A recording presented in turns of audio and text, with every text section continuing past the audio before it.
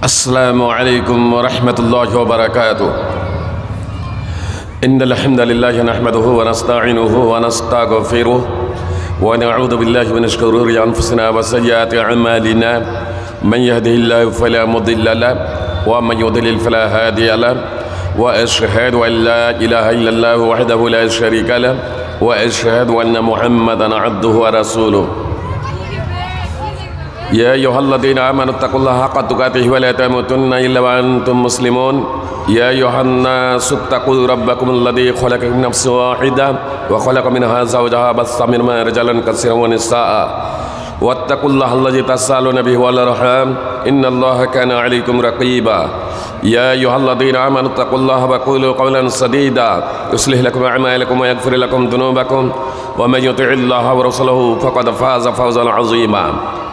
अम्मा बाद फ़इन्न ख़ैरल हदीस किताबुल्लाह व ख़ैरल हदी हदी मुहम्मदिन सल्लल्लाहु अलैहि वसल्लम व शर्रिल उमूरि मुहदसातुहा व कुल्लु मुहदसतिन बिदअह व कुल्लु बिदअतिन दलालह व कुल्लु दलालतिन फिन्नार। अऊज़ु बिल्लाहि मिनश शैतानिर रजीम। इन्नद-दीना इंदल्लाहिल इस्लाम। अन अबी हुरैरा अन रसूलिल्लाहि सल्लल्लाहु अलैहि वसल्लम क़ाल ला वल्लज़ी नफ़्सु मुहम्मदिन बियदिहि ला यस्मअु बी अहदुम मिन हादिहिल उम्मह यहूदियुन वला नसरानी सुम्मा यमूत वलम युमिन बिल्लज़ी उरसिलतु बिहि इल्ला काना मिन असहाबिन नार। रवाहु मुस्लिम। सभार सुयोग्य सभापति साहेब, ওলামায়ে কেরাম, সুপ্রিয় ভাই ও বোনদের জানাই আন্তরিক শুভেচ্ছা ও অভিনন্দন। আপনাদের সম্মুখে পবিত্র কোরআন থেকে একটি আয়াতের অংশবিশেষ এবং মুহাম্মদ সাল্লাল্লাহু আলাইহি সাল্লামের একটি অমুখনিসৃত বাণী আপনাদের সম্মুখে পরিবেশন করেছি। ইনশাআল্লাহ তার সম্মুখে রেখে কিছু কথা পরিবেশন করব। ওয়ামা তাওফীকি ইল্লা বিল্লাহ।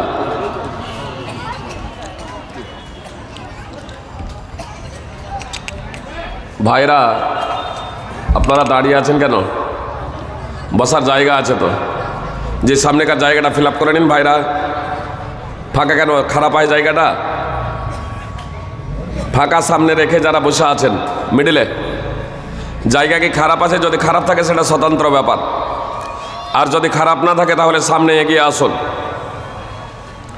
এবং যে সমস্ত ভাইরা দাঁড়িয়ে আছেন তাদের কাছে আমার বিনীত অনুরোধ, আপনারা শান্তভাবে বসে পড়ুন। ডান দিকেও অনেক জায়গা রয়েছে, আমার ডান দিকে। সুপ্রিয় ভাই, কথা একটু মনোযোগ দিয়ে শুনবেন। সমাজ কল্যাণ সমিতির পরিচালনায় আজকের জালসা হচ্ছে 10ম জালসা, তাই তো? যা হ্যান্ডবিলে আমি লেখা দেখলাম, হ্যান্ডবিলে আজকে লেখা দেখলাম সমাজ কল্যাণ সমিতির পরিচালনায় 10ম জালসা। মাশাআল্লাহ, খুব ভালো উদ্যোগ। কখনো জালসা হয় মসজিদের উন্নতিকল্পে মসজিদ কমিটির পক্ষ থেকে, কখনো জালসা হয় মাদ্রাসার উন্নতিকল্পে মাদ্রাসার কমিটির পক্ষ থেকে, কখনো ঈদগাহ কমিটির পক্ষ থেকে, কবরস্থানে গোরস্থানের জন্যে বিভিন্ন দাওয়াতি সেন্টারের পক্ষ থেকে। আজকে যে প্রোগ্রামটা হচ্ছে, এই প্রোগ্রামটা সমাজ কল্যাণ সমিতির পক্ষ থেকে। আর এই প্রথম নয়, বরং এর আগে 9টা প্রোগ্রাম, বাৎসরিক প্রোগ্রাম, বাৎসরিক জালসা হয়ে গেছে অলরেডি। সুপ্রিয় ভাই এবং বোন, মাশাআল্লাহ, এই দৃষ্টিকোণ থেকে আমি সমাজ কল্যাণ সমিতির ভাইদের জানাবো ধন্যবাদ। তবে সমাজ কল্যাণ সমিতির কমিটিবৃন্দ 10ম বছরে জালসা পড়েছে বটে, এতদিন থেকে তারা জালসা করছেন, এতদিন থেকে তারা জালসা দিয়েছেন, ভালো কাজ করছেন। আমিও বক্তব্য রেখে কিছুক্ষণ চলে যাব আপনাদের সম্মুখ থেকে, কিন্তু ভাইদের সাথে একটু পরিচিতি হবে না, দেখা সাক্ষাৎ হবে না? এটা তো হতে পারে না। অবশ্যই একবারে দেখা হয়নি এমনটা না, মানে কিছু ভাইয়ের সাথে দেখা হয়েছে। তো সমাজ কল্যাণ সমিতির সভাপতি সম্পাদক কমিটি বৃন্দ যারা আছেন একবারে যদি বিশেষ কাজে তারা নিযুক্ত না থাকেন, তারা যদি ফ্রি থাকেন বা হালকা দায়িত্বে থাকেন, তাদের কাছে আমার বিনীত অনুরোধ, কমিটি বৃন্দকে আমি একবার দেখতে চাই। আমার বক্তব্যের প্রারম্ভেই, আমার মূল বক্তব্যে পরিবেশন করার আগে আমি কমিটি বৃন্দকে দেখতে চাই। সমাজ কল্যাণ সমিতির কমিটি বৃন্দ, সমাজ কল্যাণ সমিতির কমিটি বৃন্দ, মহেন্দ্রপুর সমাজ কল্যাণ সমিতির কমিটি বৃন্দদের কাছে আমার বিনীত অনুরোধ, আপনারা যেখানেই থাকুন না কেন, আপনারা অবশ্যই একটু স্টেজে দেখা করবেন। অবশ্য সংখ্যা বেশি হলে স্টেজে সবাই উঠে যাবেন না, একটু সামনেই দাঁড়াবেন, না হলে আবার ভেঙে পড়ে যাব। যে আর যদি অল্প স্বল্প 2-4 জন থাকেন সেটা স্বতন্ত্র ব্যাপার। যে এখনো সবগুলো আসেন নাই, আমার যতটুকু বিশ্বাস। কতগুলো আছেন ভাইজান? যে 50 জন, মাশাআল্লাহ।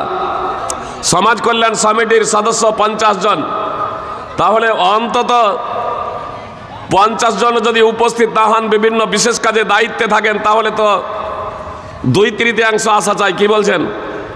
তাহলে ও 30+, অন্তত 30+।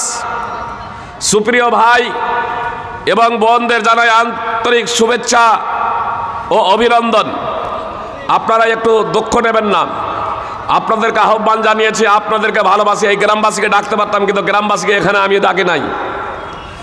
সার্বিকভাবে সকলকে ডেকেছি, গ্রামবাসী এবং অন্যান্য সকলকে ডেকেছি সার্বিকভাবে, কিন্তু আপনাদেরকে আহ্বান করেছি আমি বিশেষভাবে। সুপ্রিয় ভাই এবং বোন, সমাজ কল্যাণ সমিতির কমিটি বৃন্দ, আপনাদের এলাকার মানুষেরা আপনাকে চেনে, আপনাকে জানে।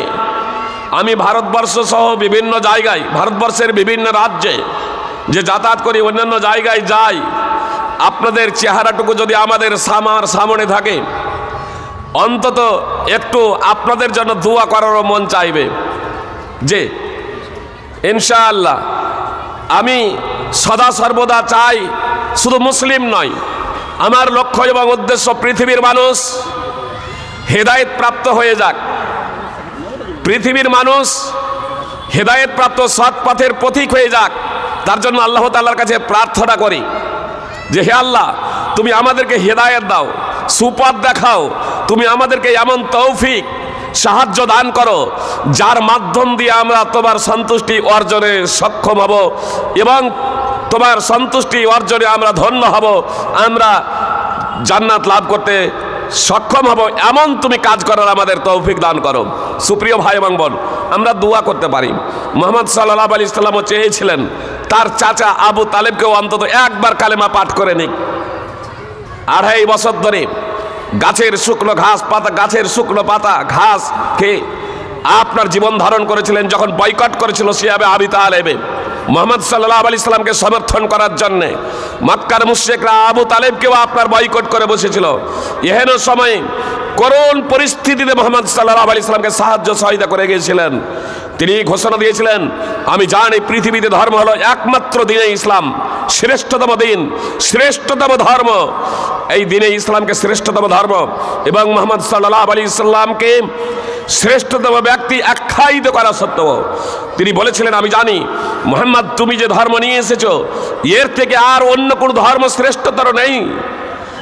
তিনি বলেছিলেন, আমি প্রকাশ্যভাবে আত্মসমর্পণ করতাম যদি আমার যদি এই ভয় না হতো যে আমার পরে আমার ভক্তরা গালি দিবে, বলবে বাপ দাদার ধর্ম শেষ জীবনে ত্যাগ করে চলে গেল।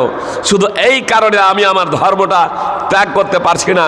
শেষ পর্যন্ত আপনার কুরাইশের মাযহাব, আব্দুল মুত্তালিবের মাযহাবেই সে মৃত্যুবরণ করে। সুপ্রিয় ভাই এবং বোন, মুহাম্মদ সাল্লাল্লাহু আলাইহি সাল্লাম বলেছিলেন, আবু তালেব আমার চাচা। যে আবু তালেব মুহাম্মদ সাল্লাল্লাহু আলাইহি সাল্লামের জন্য বয়কটের শিকার হয়েছিল, যে আবু তালেব আজীবন মুহাম্মদ সাল্লাল্লাহু আলাইহি সাল্লামের সাহায্য সহায়তা করেছিল, সেই আবু তালেবকেও জাহান্নামে যেতে হবে, নরকে যেতে হবে। মুহাম্মদ সাল্লাল্লাহু আলাইহি সাল্লাম কাল কিয়ামতের মাঠে বাঁচাতে পারবেন না। সুপ্রিয় ভাই এবং বোন, আবু তালেবকে মুহাম্মদ সাল্লাল্লাহু আলাইহি সাল্লাম বলেছেন, সহিহ বুখারীর হাদিস, আগুনের এক জোড়া জুতো পরিয়ে দেওয়া হবে, আর সেই কারণেই তার মাথার মগজ টকবক করে ফুটতে থাকবে। অত্যন্ত বেদনাদায়ক বিষয় সুপ্রিয় ভাই এবং বোন। এটা আলাদা প্রসঙ্গ যে 50 টাকা দিলেন, 1000 টাকা দিলেন, 10,000, 20,000, 50,000 দিলেন আর জান্নাতে ঠেলে ভরে দিলাম। সে আজকাল অনেকে সবগুলো হচ্ছে না। একসময় খ্রিস্টান পোপেরা করতো, একসময় অন্যান্য মাযহাবিরা করতো, অন্যান্য ধর্মাবলম্বীরা করতো। আজকে মূলত মুসলমানরা আমরা শুরু করে দিয়েছি। আল্লাহ তাআলা আমাদের হেফাজত দান করুন। সুপ্রিয় ভাই এবং বোন, আমি এই বিষয়টি আপনাদের সামনে ইনশাল্লাহ আলোচনা করব। ভাইরা মনে হয় আসতে একটু ভয় করছে নাকি? যে আমি তো আপনাদের কাছে টাকা চাচ্ছি না, যে একদম খুব ভালোভাবে জেনে রাখুন, আপনাদের কাছে আমি টাকা চাইছি না। বক্তব্য রাখতে এসেছি, কথা মনোযোগ দিয়ে শুনুন।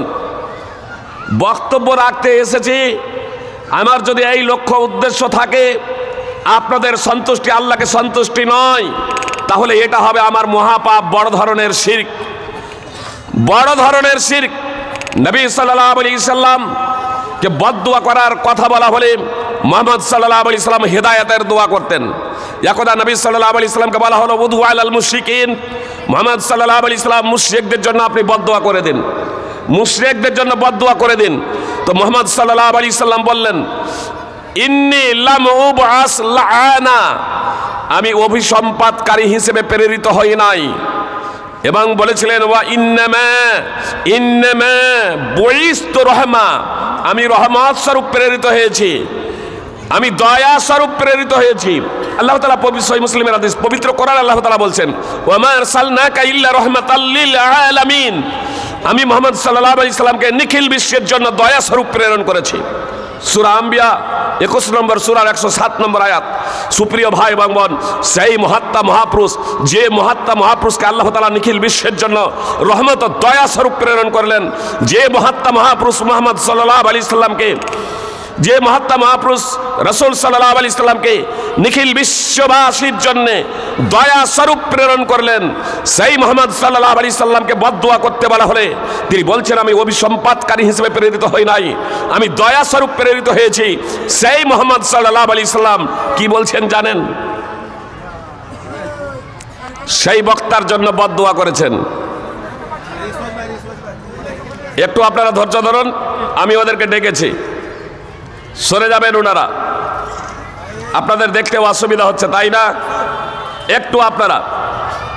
সুপ্রিয় ভাই এবং বোন, মুহাম্মদ সাল্লাল্লাহু আলাইহি সাল্লাম বদদুয়া করেছেন সেই সমস্ত বক্তা, সে এই ইসলামিক জালসার বক্তা হোক অথবা অন্যান্য কোনো জালসা সভার সে বক্তা হোক, অভিনেতা অভিনেত্রী হোক, জি নাট্যকার হোক, গায়ক হোক, নর্তকী হোক, অথবা কমেডিয়ান বক্তা হোক, অথবা আল্লামা শাইখুল হাদিস সে বক্তা হোক, মুহাম্মদ সাল্লাল্লাহু আলাইহি সাল্লাম তার ব্যাপারে তিনবার বদদুয়া করেছেন। যে ব্যক্তি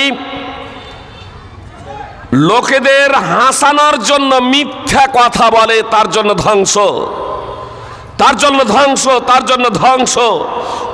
তিনবার করে বদদুয়া করলেন রাসূল সাল্লাল্লাহু আলাইহি সাল্লাম, সেই ব্যক্তির জন্য ধ্বংস যে লোকেদেরকে হাসানোর জন্য মিথ্যা কথা বলে, তার জন্য ধ্বংস, তার জন্য ধ্বংস। সুনানে তিরমিজি, সুনানে আবি দাউদের হাদিস নম্বর 4990। সুপ্রিয় ভাই এবং বোন, আর আমি আপনাদের বলেছি মুহাম্মদ সাল্লাল্লাহু আলাইহি সাল্লাম আরও একটা বদদুয়া করেছেন। এই জায়গাতে আমরা অনেকেই ফেঁসে যাব, বক্তারা ফেঁসে যাব, জালসা কমিটি ফেঁসে যাব। সুপ্রিয় ভাই এবং বোন, যদি আমাদের লক্ষ্য এবং উদ্দেশ্য থাকে জনগণকে সন্তুষ্ট করা, আমার যদি লক্ষ্য উদ্দেশ্য থাকে জালসা কমিটিকে সন্তুষ্ট করা, আমার যদি লক্ষ্য উদ্দেশ্য থাকে আমি জালসা কমিটি, লোকেরা জানবে, লোকেরা বলবে, আমার সুনাম গাইবে যে আমি বৎসরে জালসা দিয়েছি, আমি একটা ভালো কাজ করেছি, তো এর জন্য রাসূল সাল্লাল্লাহু আলাইহি সাল্লাম বদদুয়া করেছেন। সুপ্রিয় ভাই এবং বোন, এটা নবী সাল্লাল্লাহু আলাইহি সাল্লাম বলছেন যে জালসা করতে এসেছি, আমি মনে মনে ভাবলাম যে আমাকে টাকা দেবে, জি এটা মনে আমার জাগতেই পারে, সেটা স্বতন্ত্র ব্যাপার, কিন্তু আমাকে টাকা দিলে আমি আনন্দিত, টাকা না দিলে আমি দুঃখিত, টাকা যদি কম দেয় তাহলে আমি দুঃখিত। জি, টাকা দিলে আমি দুঃখিত, টাকা না দিলে দুঃখিত, টাকা কম দিলে দুঃখিত। তো এর জন্য রাসূল সাল্লাল্লাহু আলাইহি সাল্লাম বদদুয়া করেছেন। এই জায়গাতে অধিকাংশ বক্তা ফেঁসে যাবেন। আবু হুরায়রা রাদিয়াল্লাহু তাআলা আনহু বর্ণনাকারী, নবী সাল্লাল্লাহু আলাইহি সাল্লাম বলেছেন, তাইসা আব্দুদ দিনারে ওয়াদ দিরহামে ওয়াল কাতিফাতে ওয়াল খামিসা ইন উতিয়া রাদিয়া ওয়াল লাম ইউতা লাম ইয়ারদা। নবী সাল্লাল্লাহু আলাইহি সাল্লাম বলছেন যে দিরহাম এবং দিনারের দাস ধ্বংস হয়ে যাক। দিনার স্বর্ণ মুদ্রা আর দিরহাম রৌপ্য মুদ্রা, অর্থাৎ রৌপ্য মুদ্রা ও স্বর্ণ মুদ্রার দাস ধ্বংস হয়ে যাক। শাল এবং চাদরের দাস ধ্বংস হয়ে যাক। মখমল চাদর এবং রেশমি কাপড়ের দাস ধ্বংস হয়ে যাক। রৌপ্য এবং স্বর্ণ মুদ্রার দাস ধ্বংস হয়ে যাক। সহিহ বুখারী হাদিস নম্বর 2886। সুপ্রিয় ভাই এবং বোন, এজন্য এ থেকে অন্তত আমাদের বেঁচে থাকতে হবে, এ থেকে আমাদের বিরত থাকতে হবে। সুপ্রিয় ভাই এবং বোন, আমার ভাইরা অনেকে আসতে এখনো বিলম্ব করছেন, আমি বেশি সময় নিচ্ছি না, আওয়াজ কানে যাচ্ছে। আর যে ভাইরা এখানে উপস্থিত হয়েছেন তারা মনোযোগ দিয়ে শুনুন, তাই সেই ভাইদের কাছে বার্তা পৌঁছে দেবেন। আমি চাই না যে কাল কিয়ামতের মাঠে আপনারা জাহান্নামে যাবেন আর আমি একাই জান্নাতে চলে যাব, এটা আমি চাই না। সুপ্রিয় ভাই এবং বোন, সুপ্রিয় ভাই এবং বোন, আমি জান্নাতে যেতে চাই। আমি আল্লাহ তাআলার ফয়সালার উপরে সদা সর্বদা আমি আস্থা রাখি, বিশ্বাস রাখি, কর্ম করে যাবে জান্নাতে যাওয়ার। তারপরে ভাগ্যে যা আছে সেটাকে আমি মেনে নেব ইনশাআল্লাহ। আপনাদেরকে বলবো এটা মেনে নিতে হবে। সুপ্রিয় ভাই এবং বোন, আজকের পরে আপনাদের দিকে আপনার সমাজ কল্যাণ সমিতির যারা কমিটি বৃন্দ আছেন তাদের কাছে আমার বিনীত অনুরোধ, সুপ্রিয় ভাই এবং বোন, জীবনে আমাদের ভুল হতে পারে, চলতে গিয়ে আমরা হোঁচট খেতে পারি, সেটা স্বতন্ত্র ব্যাপার। তাহলে তাওহীদ ঈমানের ব্যাপারে কোনো প্রকারের আমাদের আপোষ থাকবে না। আল্লাহ ছাড়া কারো কাছে আমরা মাথা নত করব না। ইসলাম হলো শ্রেষ্ঠ ধর্ম। শুধু শ্রেষ্ঠ ধর্মই নয়, আমাদের দৃঢ় বিশ্বাস রাখতে হবে পৃথিবীতে একটাই ধর্ম আছে, আর সেই ধর্মের নাম হলো ইসলাম। ইসলাম ব্যতীত পৃথিবীতে যত ধর্ম আছে সমস্ত ধর্ম বাতিল। সুপ্রিয় ভাই এবং বোন, এই আস্থা আপনাকে রাখতেই হবে। সমাজ কল্যাণ কমিটির কাছে আমার বিনীত অনুরোধ, আপনারা এই ধারণা পোষণ করবেন। শুধু আপনারা নয়, আমার মা এবং বোন, ভাই বাবাজি যারা আছেন নিজেদেরকে মুসলিম মনে করেন, আপনারা যদি ইসলামকে একমাত্র সঠিক ধর্ম এবং ইসলাম ছাড়া পৃথিবীতে যত ধর্ম আছে সেই সমস্ত ধর্মকে আপনারা যদি বাতিল মনে প্রাণে বিশ্বাস করতে না পারেন, তাহলে মুসলমান হওয়া যাবে না। ঈমান বিনষ্ট হয়ে যাওয়ার এটাও একটা কারণ যে অন্যান্য ধর্মকে সঠিক মনে করা, অন্যান্য ধর্মকে সত্য মনে করা। সুপ্রিয় ভাই এবং বোন, আমি যদি বাস্তব কথা আপনাদের না বলি, যে যদি এই কথা বলে দিই কমিটিকে ডাকলাম তাহলে হাদিয়া কম দেবে বা নাও দিতে পারে, যে এই জন্যই অনেক সময় বক্তারা বলেন না সুপ্রিয় ভ্রাতৃবৃন্দ, কিন্তু পরিণাম তো জাহান্নাম। সুপ্রিয় ভাই এবং বোন, আমি আপনাদের কাছে বিনীত অনুরোধ, 1 নম্বর তাওহীদ এবং ঈমানের ব্যাপারে কোনো প্রকার আপোষ করবেন না। নম্বর 2, আমি যে বিষয়টি আপনাদের বলবো যে আপনাদেরকে ছেড়ে দেবো আমি। সুপ্রিয় ভাই এবং বোন, যারা এখানে উপস্থিত হয়েছেন সমাজ কল্যাণ সমিতির কমিটি বৃন্দ, জি কমিটি বৃন্দ, সমাজ কল্যাণ সমিতির কমিটি বৃন্দ, সুপ্রিয় ভাই, কথা মনোযোগ দিয়ে শুনুন। আজকের পর থেকে এই সমাজ কল্যাণ সমিতির যারা কমিটি বৃন্দ আছেন, আপনারা বলুন যে 5 ওয়াক্তের নামাজ কম্পালসারি আমরা পড়বই, জীবনে কখনো ত্যাগ করবো না ইনশাআল্লাহ। কি বলছেন ভাইজান? মিডলে ভাইজান মুচকি মুচকি হাসছে, মনে ভাবছে একটু আড়ালে আমি আছি। জি হাত তুলেন তো, কে কে জীবনে নামাজ ছাড়বেন না? জি ভাইজান, ইনশাআল্লাহ আল্লাহ তাআলার কাছে সাহায্য চান, ইনশাআল্লাহ জীবনে কখনো নামাজ ছাড়বেন না। সুপ্রিয় ভাই এবং বোন, আপনাদের দিকে যাতে এ কথা কেউ যাতে না বলতে পারে, আরে ওরাই তো নামাজ পড়ে না, আবার জালসা দিয়েছে, ওরাই তো নামাজ পড়ে না আবার জালসা। নামাজ জি জীবনে কিছু ভুল হতে পারে, আমি বললাম, চলতে গিয়ে হোঁচট খেতে পারে, আমরা মানুষ, আমরা হোঁচট খেতে পারি, আমরা ভুল করতে পারি, কিন্তু নামাজ এবং তাওহীদ এই দুটো জায়গাতে আপোষ করা যাবে না। তার কারণ নামাজ ছেড়ে দেওয়া এত বড় অপরাধ। আমি সাধারণভাবে নিয়ে আসছি আপনাদের ছেড়ে দেওয়ার পরে। সুপ্রিয় ভাই এবং বোন, আপনাদের কাছে আমার বিনীত অনুরোধ যে এই যে সমস্ত ভাইরা হাত উঠালেন এবং সমাজ কল্যাণ সমিতি কমিটির সদস্যবৃন্দ যারা এখানে আছেন সবাই নামাজ পড়ার কথা, হয়তো অনেকেই নামাজ পড়ছেনই, আমার বিশ্বাস অনেকেই নামাজ পড়ছেন, চেহারা থেকে বোঝা যাচ্ছে যে অনেকেই নামাজ পড়ছেন। আর যারা কেউ যদি পড়ে থাকেন বা মাঝে মাঝে পড়ে থাকেন, তারা বললেন ইনশাআল্লাহ আমরা পড়ব। তাদের এই হেদায়েতের জন্য, তাদের ইসলামের উপর অটল থাকার জন্য দোয়া করবেন। সুপ্রিয় ভাই এবং বোন, এটা জেনে রাখবেন, তারা পরাজিত হয়েছে, তারা হেরে গিয়েছে এমনটি না। যারা আমরা সমালোচনা করছিলাম তারা হেরে গেছে, আজকে তারা পরাজিত। তার কারণ তারা তো এই জালসার মাধ্যমে তারা হেদায়েত প্রাপ্ত। যে কে কখন এরকম হেদায়েত হবে, কে কখন এরকম দিনের পথে আসবে, এটা আমরা অবগত নয়। সুপ্রিয় ভ্রাতৃবৃন্দ, আসলে আমরা জনগণকে বোঝাতে পারিনি। সুপ্রিয় ভাই, আপনারা আপন আপন দায়িত্ব আপনারা পালন করুন। আমি এখন কিছুক্ষণ বক্তব্য রাখি। আসুন আপনাদের সম্মুখে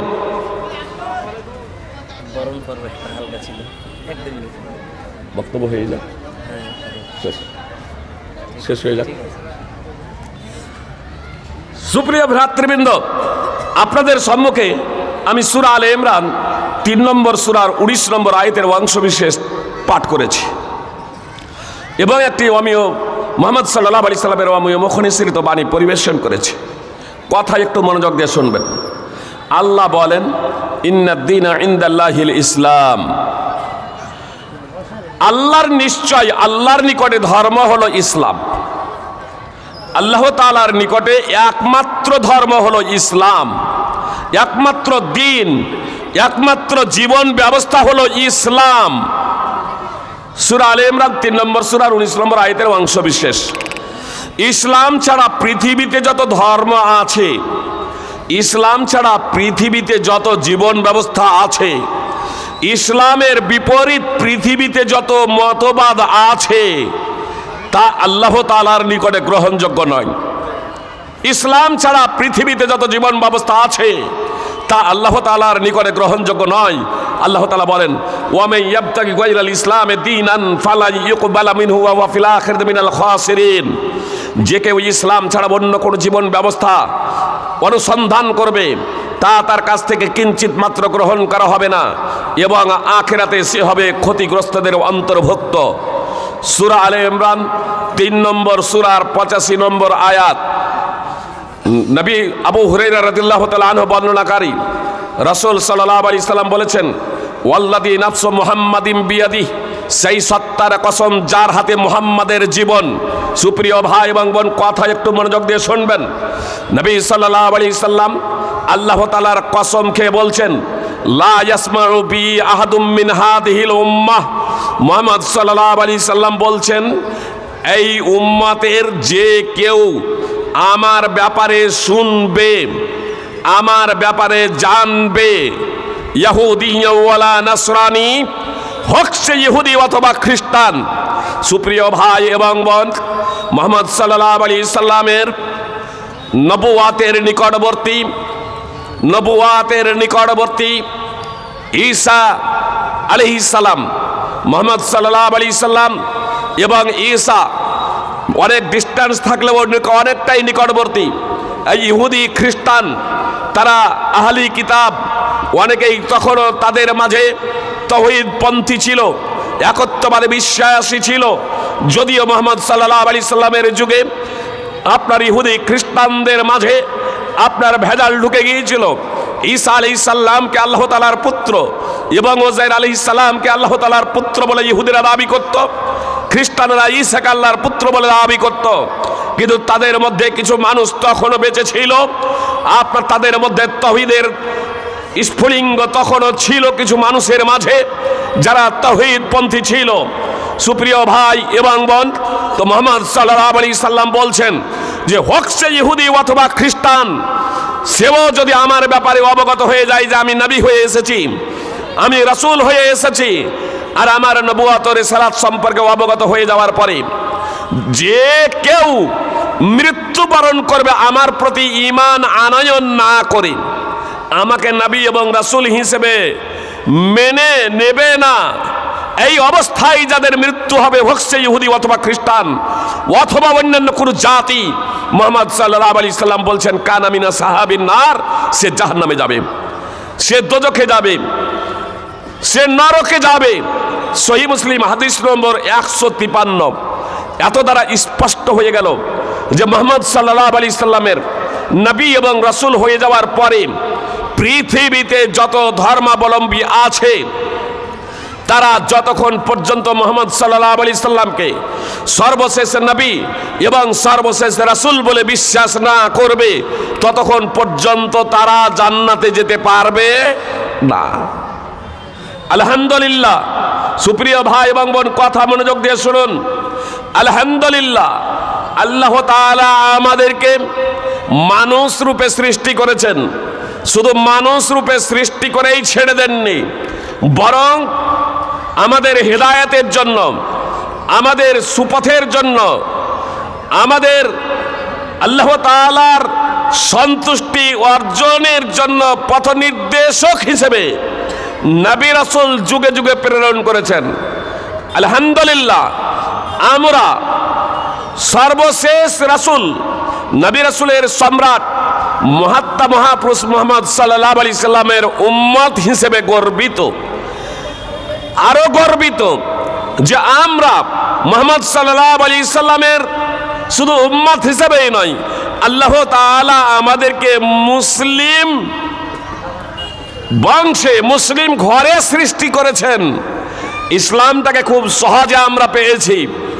আরো গর্বিত যে আল্লাহ তাআলা আমাদেরকে আহলে হাদিস পরিবারে সৃষ্টি করেছেন, যে কারণে আমরা আজ সঠিক ইসলামটা খুব সহজে পেয়েছি। সুপ্রিয় ভাই এবং বোন, এটা আল্লাহ তাআলার আমাদের প্রতি অশেষ রহমত, অশেষ কৃপা, অশেষ দয়া। সুপ্রিয় ভাই এবং বোন, কিন্তু এই আহলে হাদিস ঘরে জন্ম নেওয়াটা, জন্মগ্রহণ হওয়াটা বা মুসলিম ঘরে জন্মগ্রহণ হওয়াটা যেমন একদিকে সৌভাগ্য আমাদের জন্য, আমরা যদি ইসলামকে জানি, আল্লাহ তাআলাকে চিনি এবং মুহাম্মদ সাল্লাল্লাহু আলাইহি সাল্লামের পরিচয় সম্পর্কে অবগত হই এবং তা অন্তর থেকে মেনে নিয়ে কাজে বাস্তবায়ন করি, মুখে স্বীকৃতি প্রদান করি, তাহলে এটা আমাদের জন্য সৌভাগ্যবান। নইলে আমাদের মতো হতভাগা জাতি আর পৃথিবীতে অন্য কেউ নেই। আসুন এবার আলোচনা করি আপনাদের সামনে। সুপ্রিয় ভাই এবং বোন, ইসলাম ধর্ম হলো আল্লাহ তাআলা প্রদত্ত জীবন ব্যবস্থা। আমরা নিজেদের মুসলমান বলি কেন? আমরা কি জানি ইসলাম কি জানি? সুপ্রিয় ভাই এবং বোন, ইসলাম কি জানি? কে বলবেন ইসলাম কি? ইসলামের সংজ্ঞা কে দিবেন বলেন? ইসলামের সংজ্ঞা আমাদের জানা আছে। হাদিসে জিবরিল, বিখ্যাত হাদিস, আবু হুরায়রা রাদিয়াল্লাহু তাআলা আনহু বর্ণনাকারী, সহিহ বুখারী হাদিস নম্বর 50 এবং 4777, সহিহ মুসলিম হাদিস নম্বর 9 এবং 10, উমর রাদিয়াল্লাহু তাআলা আনহু সূত্রে হাদিস বর্ণিত আছে। সহিহ মুসলিম হাদিস নম্বর 8, আবু দাউদ, তিরমিজি, ইবনে মাজাহ, নাসাই বিভিন্ন গ্রন্থে এই হাদিস বর্ণিত আছে। সুপ্রিয় ভাই এবং বোন, আবু হুরায়রা এবং আবু দার রাদিয়াল্লাহু তাআলা আনহু সূত্রে হাদিস বর্ণিত আছে। ইয়াকদা জিবরিল আলাইহিস সালাম মানুষের রূপ ধরে মুহাম্মদ সাল্লাল্লাহু আলাইহি সাল্লামের নিকটে এলেন আর আসার পরে প্রশ্ন করলেন, ইয়া মুহাম্মদ আখবিরনি মাল ইসলাম।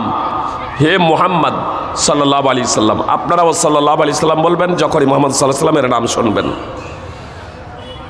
বললেন, মাল ইসলাম আখবিরনি, হে মুহাম্মদ আপনি আমাকে ইসলাম সম্পর্কে বলুন। ইসলাম কাকে বলে? ইসলাম কাকে বলে?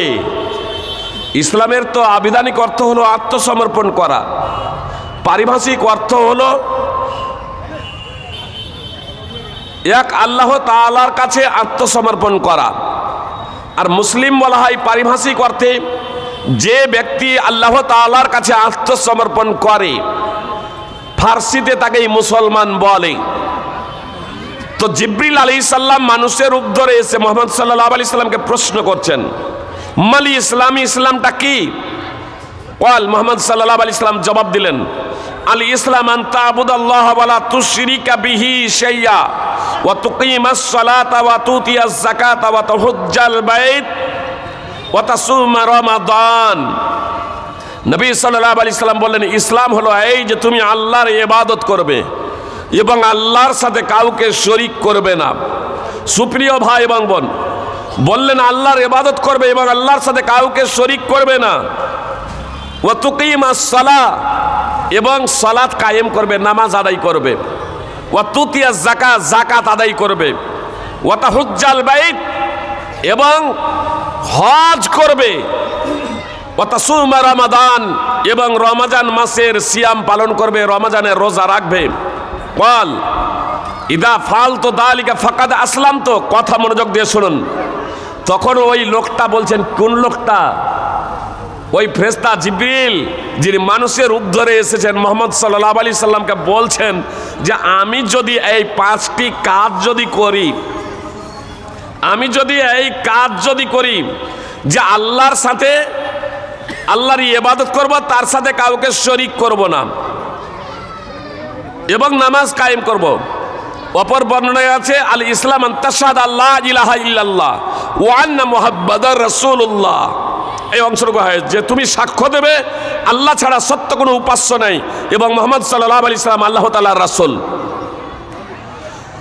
তো জিবরিল আলাইহিস সালাম বলছেন, মানুষের রূপ ধরে যিনি এসেছেন, যে আমি যদি এই কাজগুলো করে নিই, আমি একমাত্র আল্লাহর ইবাদত করি, তার সাথে কাউকে শরীক না করি, এবং নামাজ আদায় করি, এবং যাকাত দিই, হজ করি, এবং রমজানের রোজা রাখি, তা ইদা ফালতু দালিকা ফাকাদ আসলামতু, বলছেন এই কাজগুলো যদি আমি করি, তাহলে কি আমি মুসলমান হতে পারবো?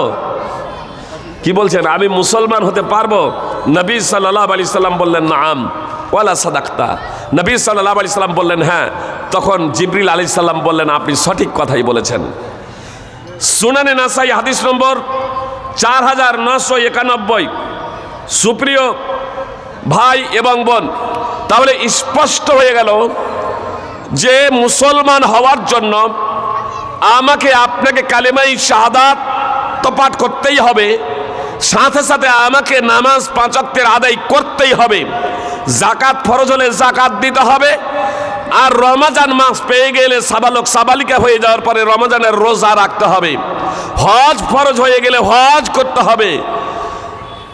এই কাজগুলো যদি করা হয় সুপ্রিয় ভাই এবং বোন, তাহলে আমরা মুসলমান হব। মুসলমান হওয়ার জন্য এই কাজগুলো আমাদের করতে হবে। সুপ্রিয় ভাই এবং বোন, মুসলমান হওয়ার জন্য কালেমাই শাহাদাত 1 নম্বরে, কালেমাই শাহাদাত আশহাদু আল্লা ইলাহা ইল্লাল্লাহ ওয়া আশহাদু আন্না মুহাম্মাদান আবদুহু ওয়া রাসূলুহু। এই কালেমাই শাহাদাত জেনে বুঝে আমাকে পাঠ করতে হবে। যদি কালেমাই শাহাদাত জেনে বুঝে পাঠ না করি, তাহলে কিন্তু আমরা মুসলমান হতে পারবো না। এর সংক্ষিপ্ত হচ্ছে, কালেমাই শাহাদাতের সংক্ষিপ্ত রূপ হচ্ছে লা ইলাহা ইল্লাল্লাহু মুহাম্মাদুর রাসূলুল্লাহ। আমাদের মাননীয় মুখ্যমন্ত্রী মমতা ব্যানার্জি মাঝে মাঝে বলেন না, প্রকাশ্য সভাতে, মঞ্চে, লা ইলাহা ইল্লাল্লাহু মুহাম্মাদুর রাসূলুল্লাহ, যে আপনার স্বপ্না ভাদড়ি নারে তাকবীর বলে না, বলে না, লিল্লাহি আল্লাহু আকবার, লিল্লাহি তাকবীর, আল্লাহু আকবার, মাঝে মাঝেই স্লোগান দিচ্ছেন।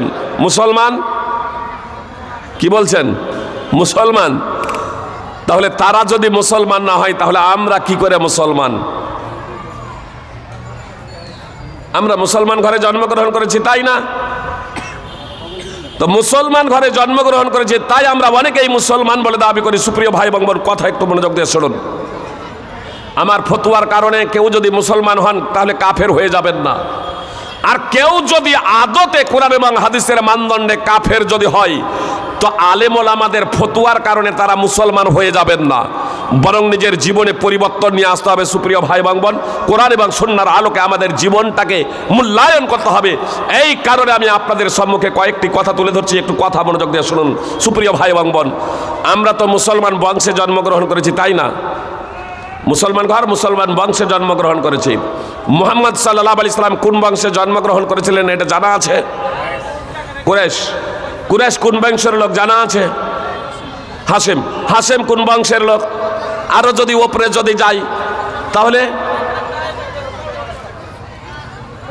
যেমন আমাদের আদি পিতা আদম আলাইহিস সালাম, জাতি পিতাকে ইব্রাহিম আলাইহিস সালাম বলা হয়ে থাকে। সুপ্রিয় ভাতৃবৃন্দ, ভগ্নীগণ, ইব্রাহিম আলাইহিস সালামের দুটো শাখা, দুইজন স্ত্রী সারা এবং হাজার, যাকে আমরা হাজেরা বলি, বুখারীতে হাজার নাম এসেছে, যাকে আমরা হাজেরা বলি। তো ইসমাইল আলাইহিস সালাম হাজার তথা হাজেরার গর্ভে জন্মগ্রহণ করেছিলেন নবী। প্রথম বড় সন্তান, বড় ছেলে ইসমাইল আলাইহিস সালাম, যিনি হলেন জাবিহুল্লাহ, যাকে ইব্রাহিম আলাইহিস সালাম জবাই করার জন্য মিনা প্রান্তরে নিয়ে গিয়েছিলেন। আর সারার গর্ভে জন্মগ্রহণ করেছিলেন ইসহাক। আর আবার ইসহাকের পুত্র হচ্ছেন ইয়াকুব। তাহলে ইব্রাহিম আলাইহিস সালাম বিখ্যাত একজন নবী, তার ধারা দুই দিকে যাচ্ছে। আপনার ইসহাক হয়ে ইয়াকুব, এই যে বনি ইসরাইল, এরা হচ্ছে আপনার ইয়াকুবের বংশধর। আজকে যাদেরকে আমরা ইহুদি এবং খ্রিস্টান হিসেবে জানি, যারা নিজেদেরকে ইহুদি এবং খ্রিস্টান বলে পরিচয় দেয়, এদের পূর্বপুরুষ হচ্ছে আপনার বনি ইসরাইল। আর এই বনি ইসরাইলে আল্লাহ তাআলা ইব্রাহিম আলাইহিস সালামের আপনার দ্বিতীয় স্ত্রী সারার পুত্র ইসহাক আর তার পুত্র আবার ইয়াকুব, সেই বংশের সূত্র ধরে পৃথিবীতে অনেক নবী রাসূল আল্লাহ তাআলা প্রেরণ করেছিলেন। কিন্তু আল্লাহ তাআলা ইব্রাহিম আলাইহিস সালামের আপনার স্ত্রী হাজার তথা হাজেরার গর্ভে ইসমাইল আলাইহিস সালাম, এই বিখ্যাত নবীর বংশে কেবলমাত্র মুহাম্মদ সাল্লাল্লাহু আলাইহি সাল্লাম নবী এবং রাসূল হিসেবে জন্মগ্রহণ করেছেন। মুহাম্মদ সাল্লাল্লাহু আলাইহি সাল্লাম ছাড়া ইসমাইল আলাইহিস সালামের বংশে দ্বিতীয় আর কোনো নবী জন্মগ্রহণ করেন নাই, একমাত্র মুহাম্মদ সাল্লাল্লাহু আলাইহি সাল্লাম ইসমাইল আলাইহিস সালামের বংশে। তাহলে মুহাম্মদ সাল্লাল্লাহু আলাইহি সাল্লাম কোন বংশে জন্মগ্রহণ করলেন? ইসমাইল আলাইহিস সালামের বংশে, বিখ্যাত নবী রাসূলের বংশে। সুপ্রিয় ভাই এবং বোন, মুহাম্মদ সাল্লাল্লাহু আলাইহি সাল্লাম কত ব্রেনিয়ার ছিলেন জানেন, কত বুদ্ধিমান ছিলেন জানেন।